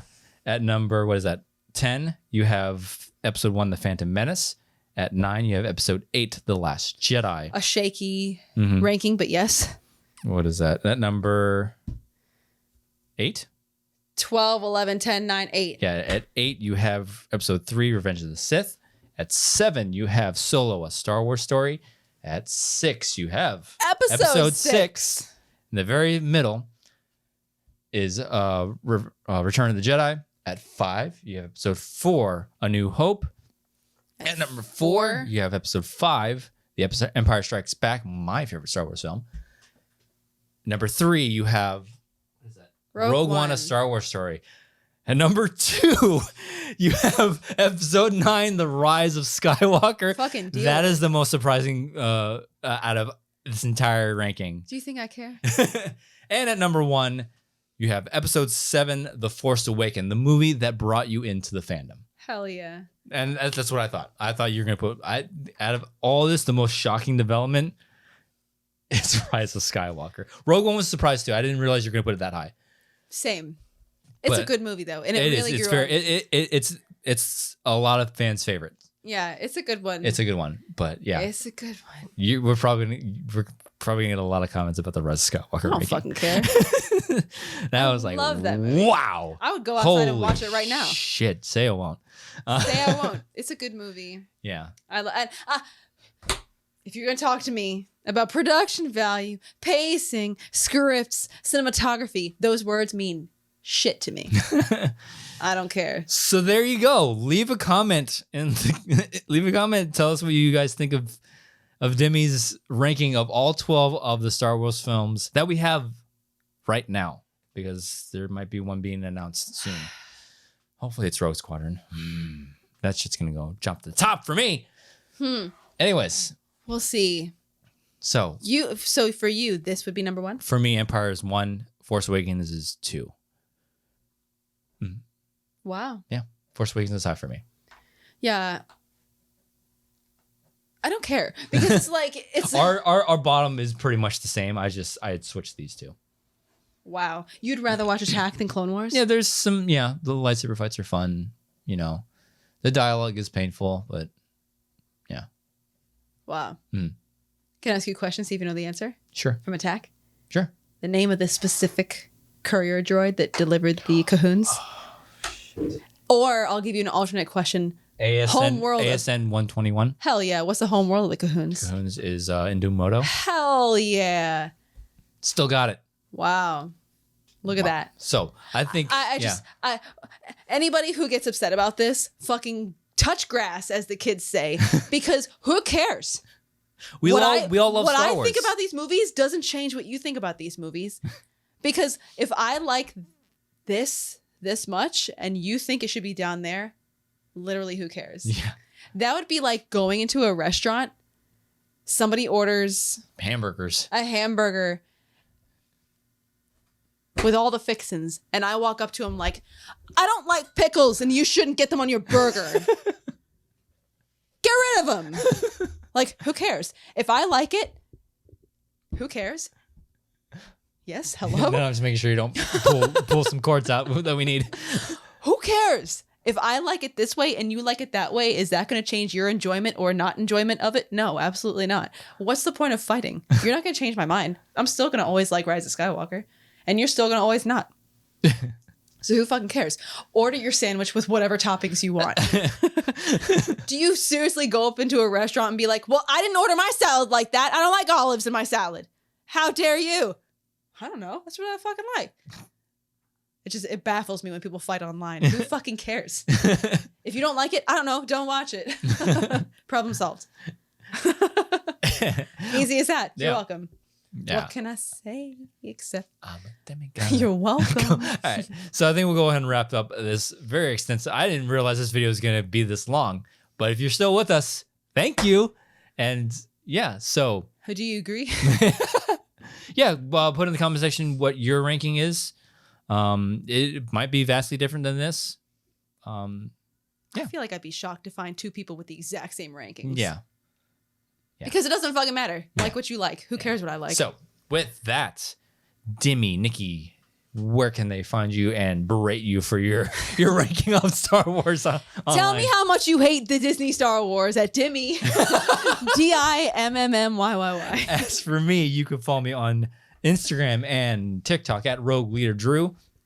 Tell me that it's Rey Palpatine and not Rey Skywalker. Yeah, this will not be on audio form because I think it's too long. But and also, you're gonna lose the magic of seeing these things. Yeah. But if you're watching on YouTube, oh yeah, like, comment, subscribe, and click the bell icon in the lower right hand corner. See, we do things on the YouTubes. So yeah, thank you so much if you made it this far for watching this entire video. We've been trying to do this for the longest time, but I'm glad we were able to do it. Rey Skywalker. May the force be with you. Always. Always.